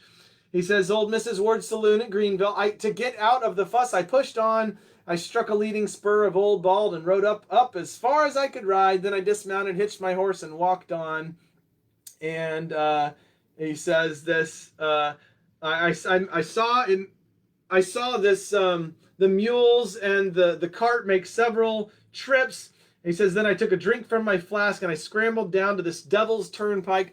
I placed myself by the side of the road to wait for the wagon. In a few minutes, here it came. The driver did not see me until he was within 50 steps of me. He appeared astonished, stood up in his stirrups. He was riding one of the mules, and he tried to bluff me by yelling out, get out of the way, you damn fool. As soon as he spoke, I knew him. It was George Sykes. He used to live over in Buncombe when Madison was part of Buncombe. There you go, Joe, talking about the different ways that Madison County was formed out of Buncombe County. I picked up a couple of rocks and I placed myself in the middle of the road. Then he stopped and I went for him. Said I, George, if you don't want to be lifted from that mule with one of these dornicks, which is another word for a rock, talk fast. Talk what? Said he. Volcano, said I. Now look here, Sawbones. He always called me Sawbones. You know that I'm a poor man. I'm paid by the editors to do this. But how about the smoke and fire? He said, and that's what Isham asks him. He says, he said one of the boys was on top, and with sticks and wet leaves, he kept up a smoke. At night, they built a fire. How about the blowout? Here George laughed outright. He said the natives were very skittish when they heard the rumbling, but when the blowout came, they incontinently toddled. He's saying they wet themselves. He had buried a keg of powder about 8 feet deep, inserted a tin tube in the keg, tramped it in the dirt, lit a slow match, and then she blew out. They say they hear this rumbling at Old Fort. Oh, yes, they hear it there. They will hear it in New York soon. The news is spreading mighty fast. Sawbones, for God's sake, give me all the tobacco you have about you. Go home to your family and keep your mouth shut. I did go home to my family. The old quilt saw me coming and ran to me. That's what he called Emma, the old quilt. The first word was volcano. I told her the volcano was all right, but that the cussedness of human nature was breaking my heart, and that if she didn't get in the house and make me a strong cup of coffee, there would be a volcano right here. He was going to get mad. She went, not being a strong-minded crusader, she consequently does what I ask her to do. I should be a little strong-handed here. If you are in the volcano business, you can suppress this. I don't want to injure any man's business, and this volcano earthquake news is mighty exciting reading. Sawbones. So this was how and why Isham started writing to the Morristown Gazette, because of this, the cussedness of newspaper humanity, because people were so interested in making a buck that they were willing to scare people and get people, running from their lives and buying newspapers and getting newspapers all over the country to carry this. But listen, when Isham had the boldness to write in and say that this was false and not right, and to tell the true story, it got carried around the country. And so Sawbones, people didn't probably know who he was, but the newspaper articles by Sawbones started getting carried by by newspapers all over the country. Guys, listen, I'm going to flip through here. I've got sections about Cocke County, sections about Wolf Creek, sections about the Mexican-American War, sections about Andrew Jackson. I've got stuff about preachers in here, Reverend John Johnson, who preached all over Tennessee. I've got stuff about circuit riding preachers. I've got old maps from the 1853 down in Louisiana. I've got stuff about the Emancipation Proclamation. I've got a color chart that describes the different duels that Isham witnessed down in New Orleans. There's a whole series where one newspaper editor would say one bad thing about another newspaper editor, and they would challenge each other to a duel, and then one of them would die. Sometimes they didn't. Sometimes they just got injured. But I break down all of the different duels that Isham saw and wrote about. That's very, very interesting reading. I've got pictures of dueling pistols. I've got an example here of, it says a card to the public, and it's one of those dueling challenges, that a leaflet that would have been passed around trying to get somebody stirred up enough to shoot them. I've got a picture of a duel that happened. I've got a picture of Castle Hill in Vicksburg, which doesn't exist anymore, but from Jordan Rushing's awesome article about that. Man, I've got a whole section here about ginseng and how that was very, very popular. And there were singers, which were people that would pick up ginseng. My wife and kids are telling me that I've been going for a little while, so they're ready. Please stop touching the door. All right. Every one of the books has an index. I'm just going to show you this briefly.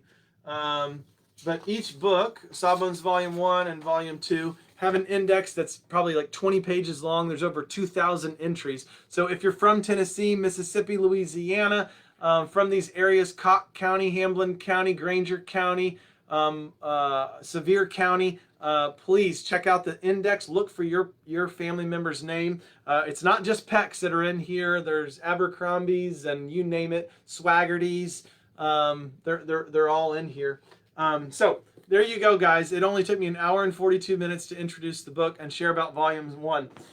Let me briefly, you'll get my version of brief. Let me briefly cover, Volume 2, and then we will get out of here. I'll make it my goal to be done. 5 viewers, I am proud of you sticking with me for this long. This is a photograph of Isham that my great aunt Net had. It also is very small, a picture of a picture of a picture probably. And I just had to estimate. My estimate is this was taken in the early 1880s when Isham was in his 70s. You can see the you can see the comparison of how he looks and how much older he is, and his receding hairline, and how his mustache has changed a little bit. But this book, and let me start by saying that this book is dedicated to my dad. And so there's a picture of my dad. The color hardcover version is in the mail to me right now, so otherwise I'd be using that one. But it says, "For my dad, Drew, the man, the myth, the legend, thank you for loving and supporting me. I love you." And I've got a picture of my dad and I on the day that I promoted to major in the Air Force here at Moody Air Force Base. So what do we cover in Volume 2? So we've got the final 18 articles that were written between 1879 and 1886. We've got a lot of Mossy Creek / Jefferson City history. We've got genealogical reports for every one of Isham's kids and all of their kids and their kids and their kids and their kids down to modern day. I got a lot, dozens and dozens and dozens of consent forms signed by my family across the country. Some people that I'd never met before, and they released their information so that even the live people are in here. Early plantation life and slavery in Madison Parish, Louisiana. Incredible article that talks about what slavery was like back then. And then the history of the Morristown Gazette, and share with you a little bit about John Helms and maybe why Isham chose to write these articles to him. And then I've got some personal letters, some duplicated from Ada's journal, but some that have never been published. And then I've actually got pictures when I went to Jefferson City. I took pictures of the gravestones I can't find the one from Isham. If you find it, let me know. But the gravestone for his brother William and his children and his brothers and sisters.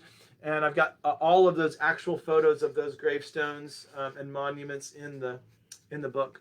So the table of contents for Volume 2 is even longer. It's like 6 pages instead of 4 pages. And Volume 2 is a little bit longer than Volume 1.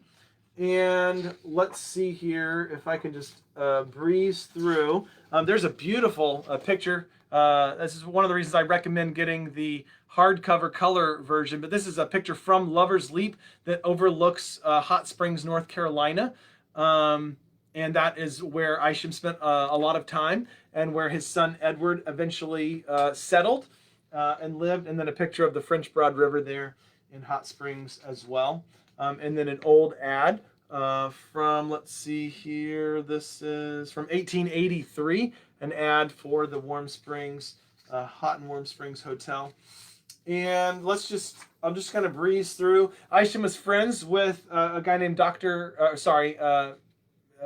Major Harry Heiss, okay, sometimes referred to as Henry Heiss, but I believe Harry Heiss mainly. And he was the editor for the Daily American, which was based in Nashville. And Harry, Major Heiss, would actually travel up to Wolf Creek and go fishing. So he was friends with George Akers, who was one of the fish commissioners. And they loved the French Broad River. They loved the Wolf Creek Allen Inn. And they would go up there and stay with Isham for a long time, weeks at a time on fishing trips. And so there's the history there. Isham had a lot of problems with Henry Ward Beecher, okay? Henry Ward Beecher had an affair with a woman, I believe last name Tilton. And so the Beecher-Tilton affair, it was the scandal of the century, scandal of the country, and consumed newspapers throughout that time. Of course, most of you probably never heard of it. But a lot of Isham's articles, he goes off on Beecher. So I've got a lot of pictures about that. There's a lot about the railroad. So if you like railroad history, there's a lot about the East Tennessee, North Carolina, Virginia Railroad in here. Isham took one of the very first train rides on the train when it had been cut east to from Wolf Creek all the way to Hot Springs, North Carolina. And he talks about some of the different railroads at the time. I've got a lot of stuff in here about liquor, whiskey, stills up in the mountains. And so if you like whiskey history, you can check that out.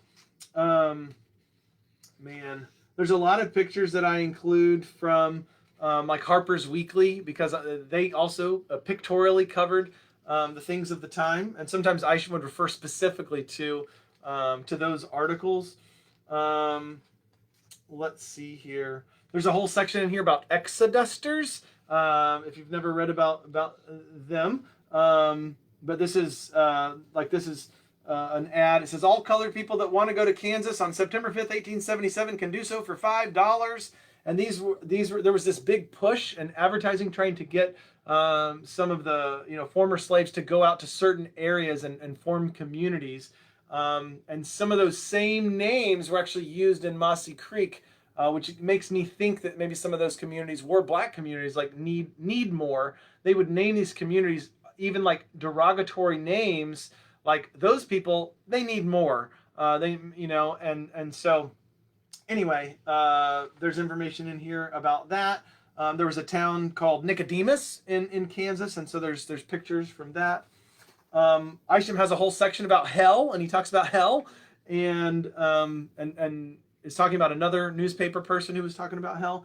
There's a whole section here about Mark Twain. So if you like Twain, Isham talked about Twain and some of his writings. And Innocents Abroad. Actually, because Isham mentioned it, I looked up and found more information about Innocents Abroad, which is actually the most popular. You'd think it was, Tom Sawyer or Huck Finn or another one of the books of Mark Twain. But Innocents Abroad was actually his most popular novel, where Mark Twain traveled on a former Civil War ship over to Europe and spent 6 months traveling, not just Europe, but all over Arabia and other lands.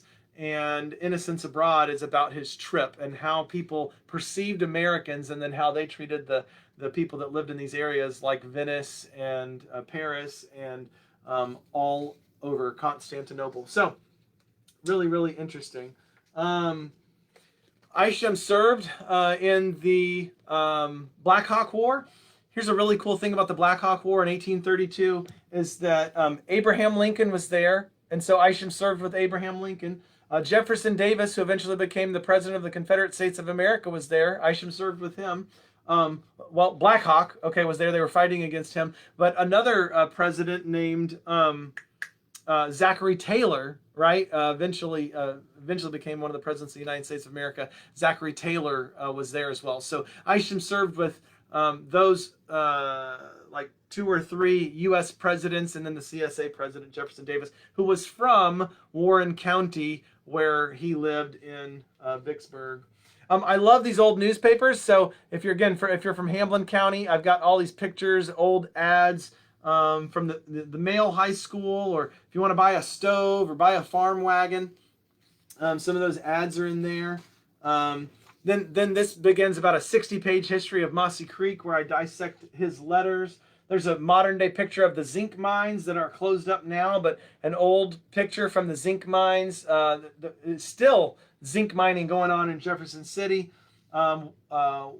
William Salter Sizer, who is actually not blood related, but by marriage, distantly related to the Peck family. I don't think Helen Jolly's on here, but Helen and I are related because of William Sizer and his whole family. Isham writes about croquet, and so I got the history of croquet and how it came to America in here. Isham writes about loafers, which I thought was particularly interesting, considering that he had called his son a loafer, right, and then chastised him so much that his son took his life. And then this is awesome. Look at this. This is W.S. Sizer. I love that. I love that incredible beard, whatever you might call that type of beard, but it's interesting. So anyway, that's William Salter Sizer. There's a picture of an old Mossy Creek farm, very famous photo. Isham talks about when the telephone and telegraph is coming to Mossy Creek. They got pictures of the telegraph going up. There's a picture I took of the Glenmore Mansion, which carries my book. So if you're in Jefferson City, go by there. I know they have Ada's Journal and Charlie's novel right now, and I know in the next few weeks they'll have copies of Sawbones.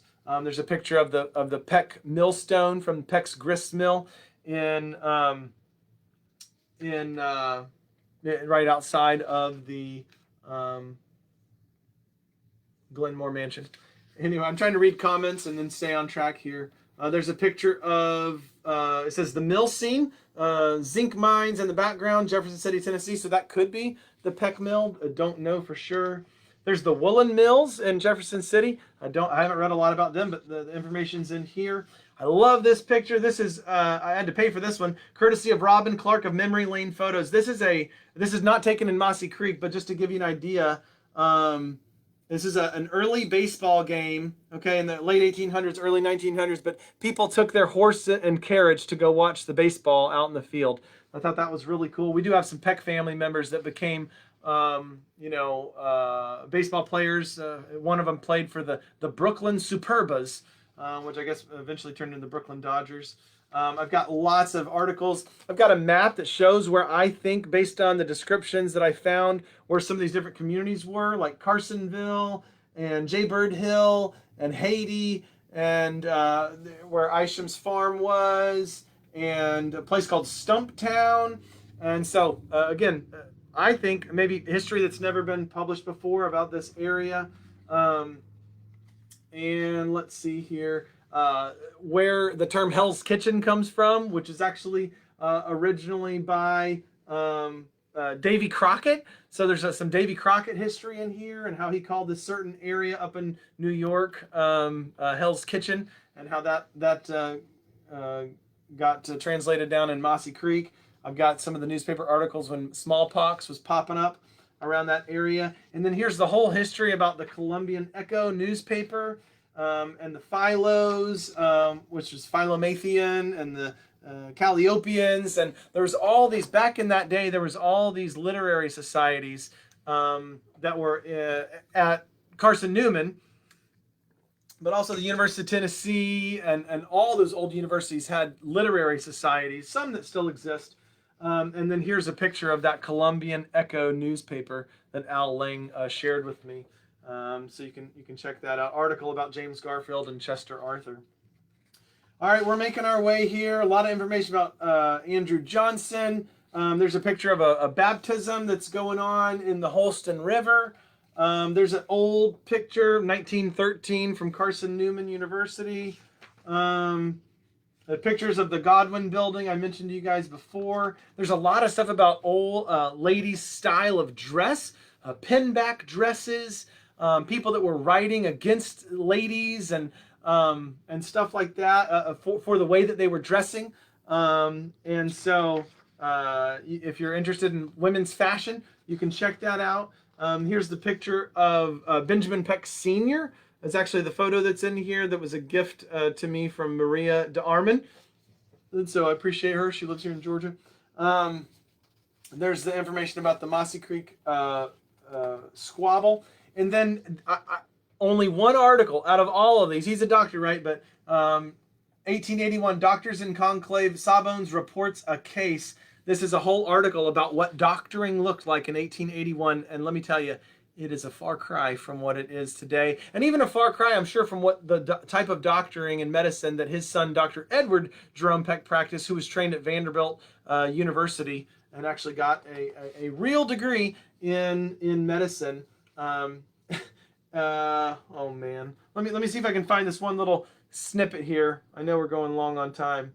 She had brought with her a phial of rattlesnake oil, and it was determined that I should use that. All these ladies in this town are convinced that Isham needs to put rattlesnake oil into this lady. And so he says, then we applied a poultice of half a bushel of boiled onions to the whole body. In less than an hour, the last misery spasm was gone. She asked for a chew of tobacco and went to sleep.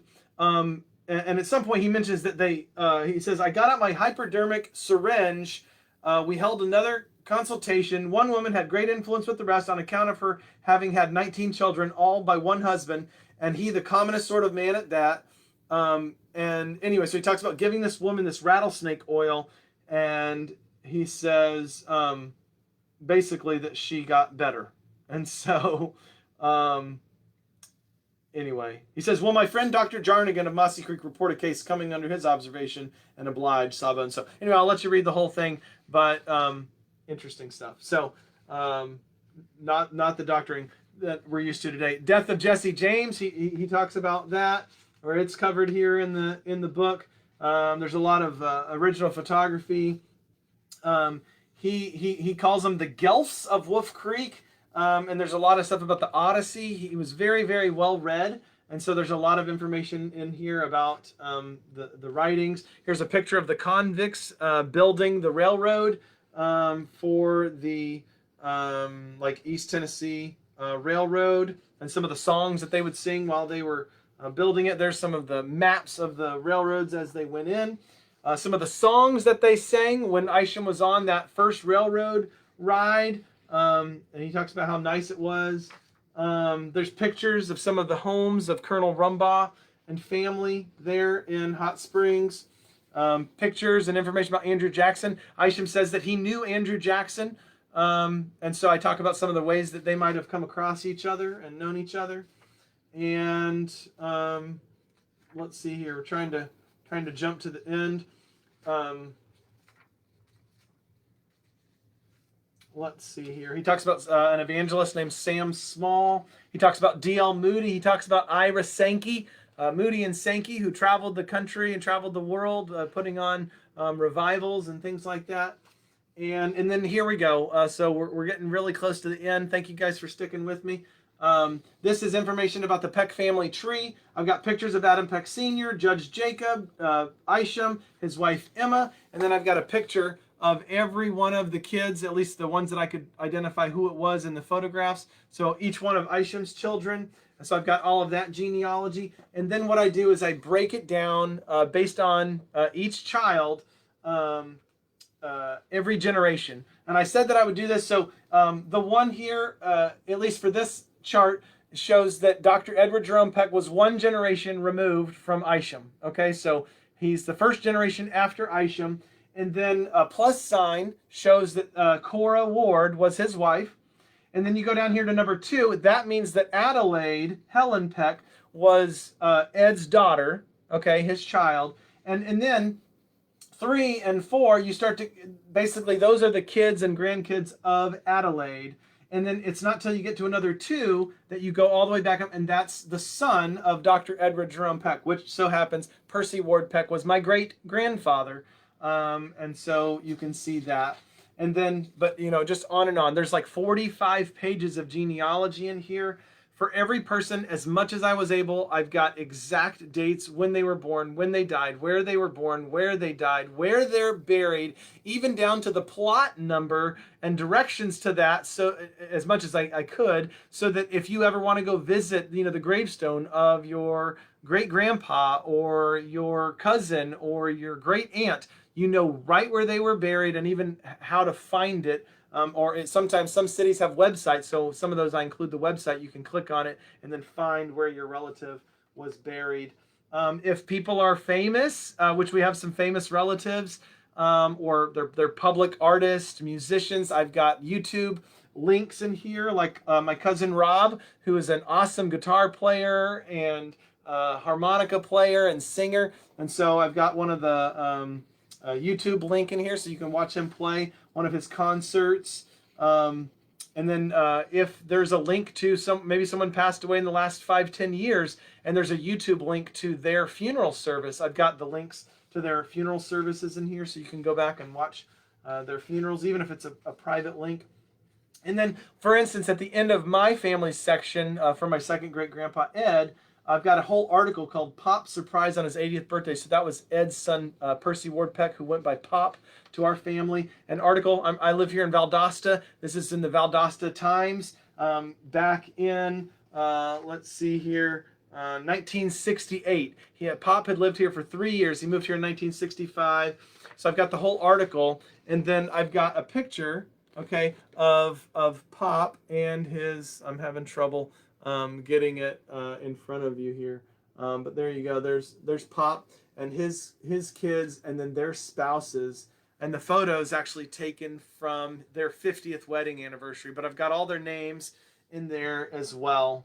A fun little tidbit. It mentions in here that it says, now Pop and Reverend James Gupton are close friends, and a handsome pair of pedestals stand in the sanctuary of First Christian Church of Valdosta, products of Mr. Peck's woodworking skill. So to give you an idea of the type of person that I am, I emailed the First Christian Church of Valdosta and I said, are there some pedestals at your church that are wooden? And they said yes. And so I went by there and I took pictures and video of the wooden pedestals that are stamped with my great-grandfather's name and the name of the church and the date that he created those wooden pedestals. And so that sort of information will appear on that Sawbones resources page. But here's the whole section on Ashby. There's his daughter, I don't know if they actually got married, but his partner, Emmeline Henderson. And then at the very end, okay, so what I've included for you Ashby descendants, which there's a lot of you, is there's a picture of the Mountain Boomer. Okay, so two newspapers that Ashby published. And I've even got, I transcribed it, a couple places where he talks about, he says, I've decided to postpone my wedding on account of a bad cold, he says. So he was going to get married, and this is 1878, it says. But he says, you know what, I got a bad cold, so we're not going to get married. I don't know if they ever actually got married. I hope that they did, but I don't know. And then there's pictures of Lewis Sharkey Peck, and then there's a picture of Paul Peck fishing, and then him and some of the ladies he was with, and then Robert Lee Peck, and for his descendants. And then I got a whole photo essay of Robert Lee, his pictures, his family. Maybe Bunny will watch this eventually.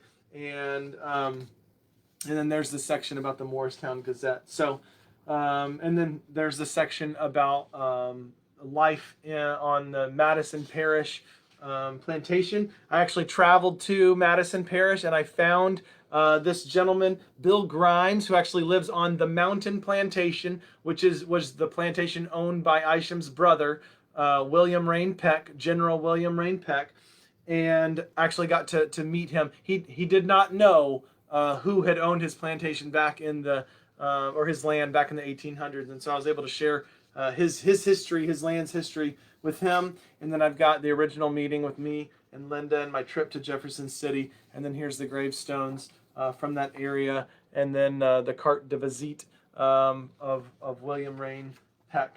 And then even there's a tribute to his daughter, Cordelia Sophia. That's Judge Jacob's daughter, Cordelia Sophia, who it seems like she died on the day she was born. And they wrote a beautiful poem. The family wrote a beautiful poem. So then there's a description in the back of the book about each of the other books. So we got Sawbones, we got Ada's Journal, Charlie's Novel, Oblique City, and then the forthcoming title, He Loved the Folks. So guys, wow, 2 hours and 6 minutes. Sorry, I keep knocking the video here, but thank you for all of you guys who have stayed tuned in. Still got 5 viewers. You guys deserve a medal for sticking with me. I told my wife it'd probably go about an hour, and so the fact that I haven't gotten more text messages, I'm pleased by.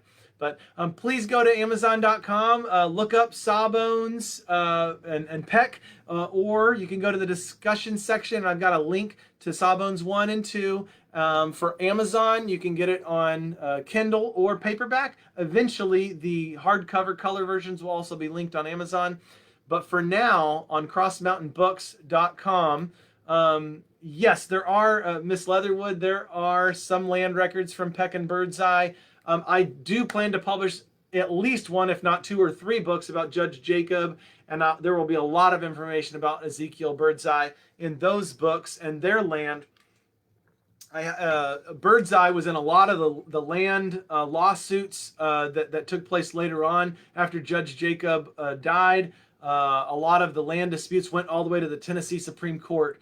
But man, Carson Newman University, the Peck family, the Rotens, all sorts of people were involved in these lawsuits because it was literally like over 100,000 acres of land. It was incredible.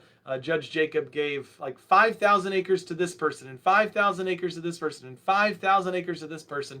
One newspaper article that's mentioned in the book says, it talks about Isham, and it says that he sits there like in the mountains of Tennessee on his 30,000 acres. It's like just Isham at one point, if that newspaper article is accurate, had 30,000 acres of land, and that was just a snippet of the land that Judge Jacob owned.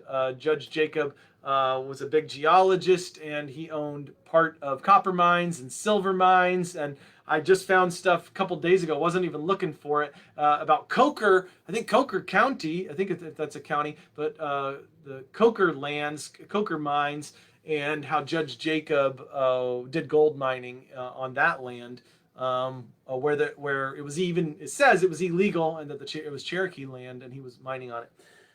Guys, thanks for sticking with me. Again, you can also get the books on crossmountainbooks.com. I would be so honored if you would do that. Buy a copy for yourself. Buy a copy for a friend or family member. One of the reasons I put all these charts in here is so that we don't lose this family history. And so if you're watching and your family's not watching or not on Facebook, please, buy a copy for them and give it to them as maybe a Christmas gift. You can get the combo pricing on crossmountainbooks.com through our store and through the links that I've posted in the discussion section of this. So I'll try to leave this video posted, and so whoever's interested in all of this history, they can check it out later. But thank you guys for staying tuned in. And Wanda, I'll get back to all of these questions a little bit later on. But thank you for tuning in, and I appreciate you. Thanks for learning about Sawbones today. God bless you, and we'll talk to you later. Bye.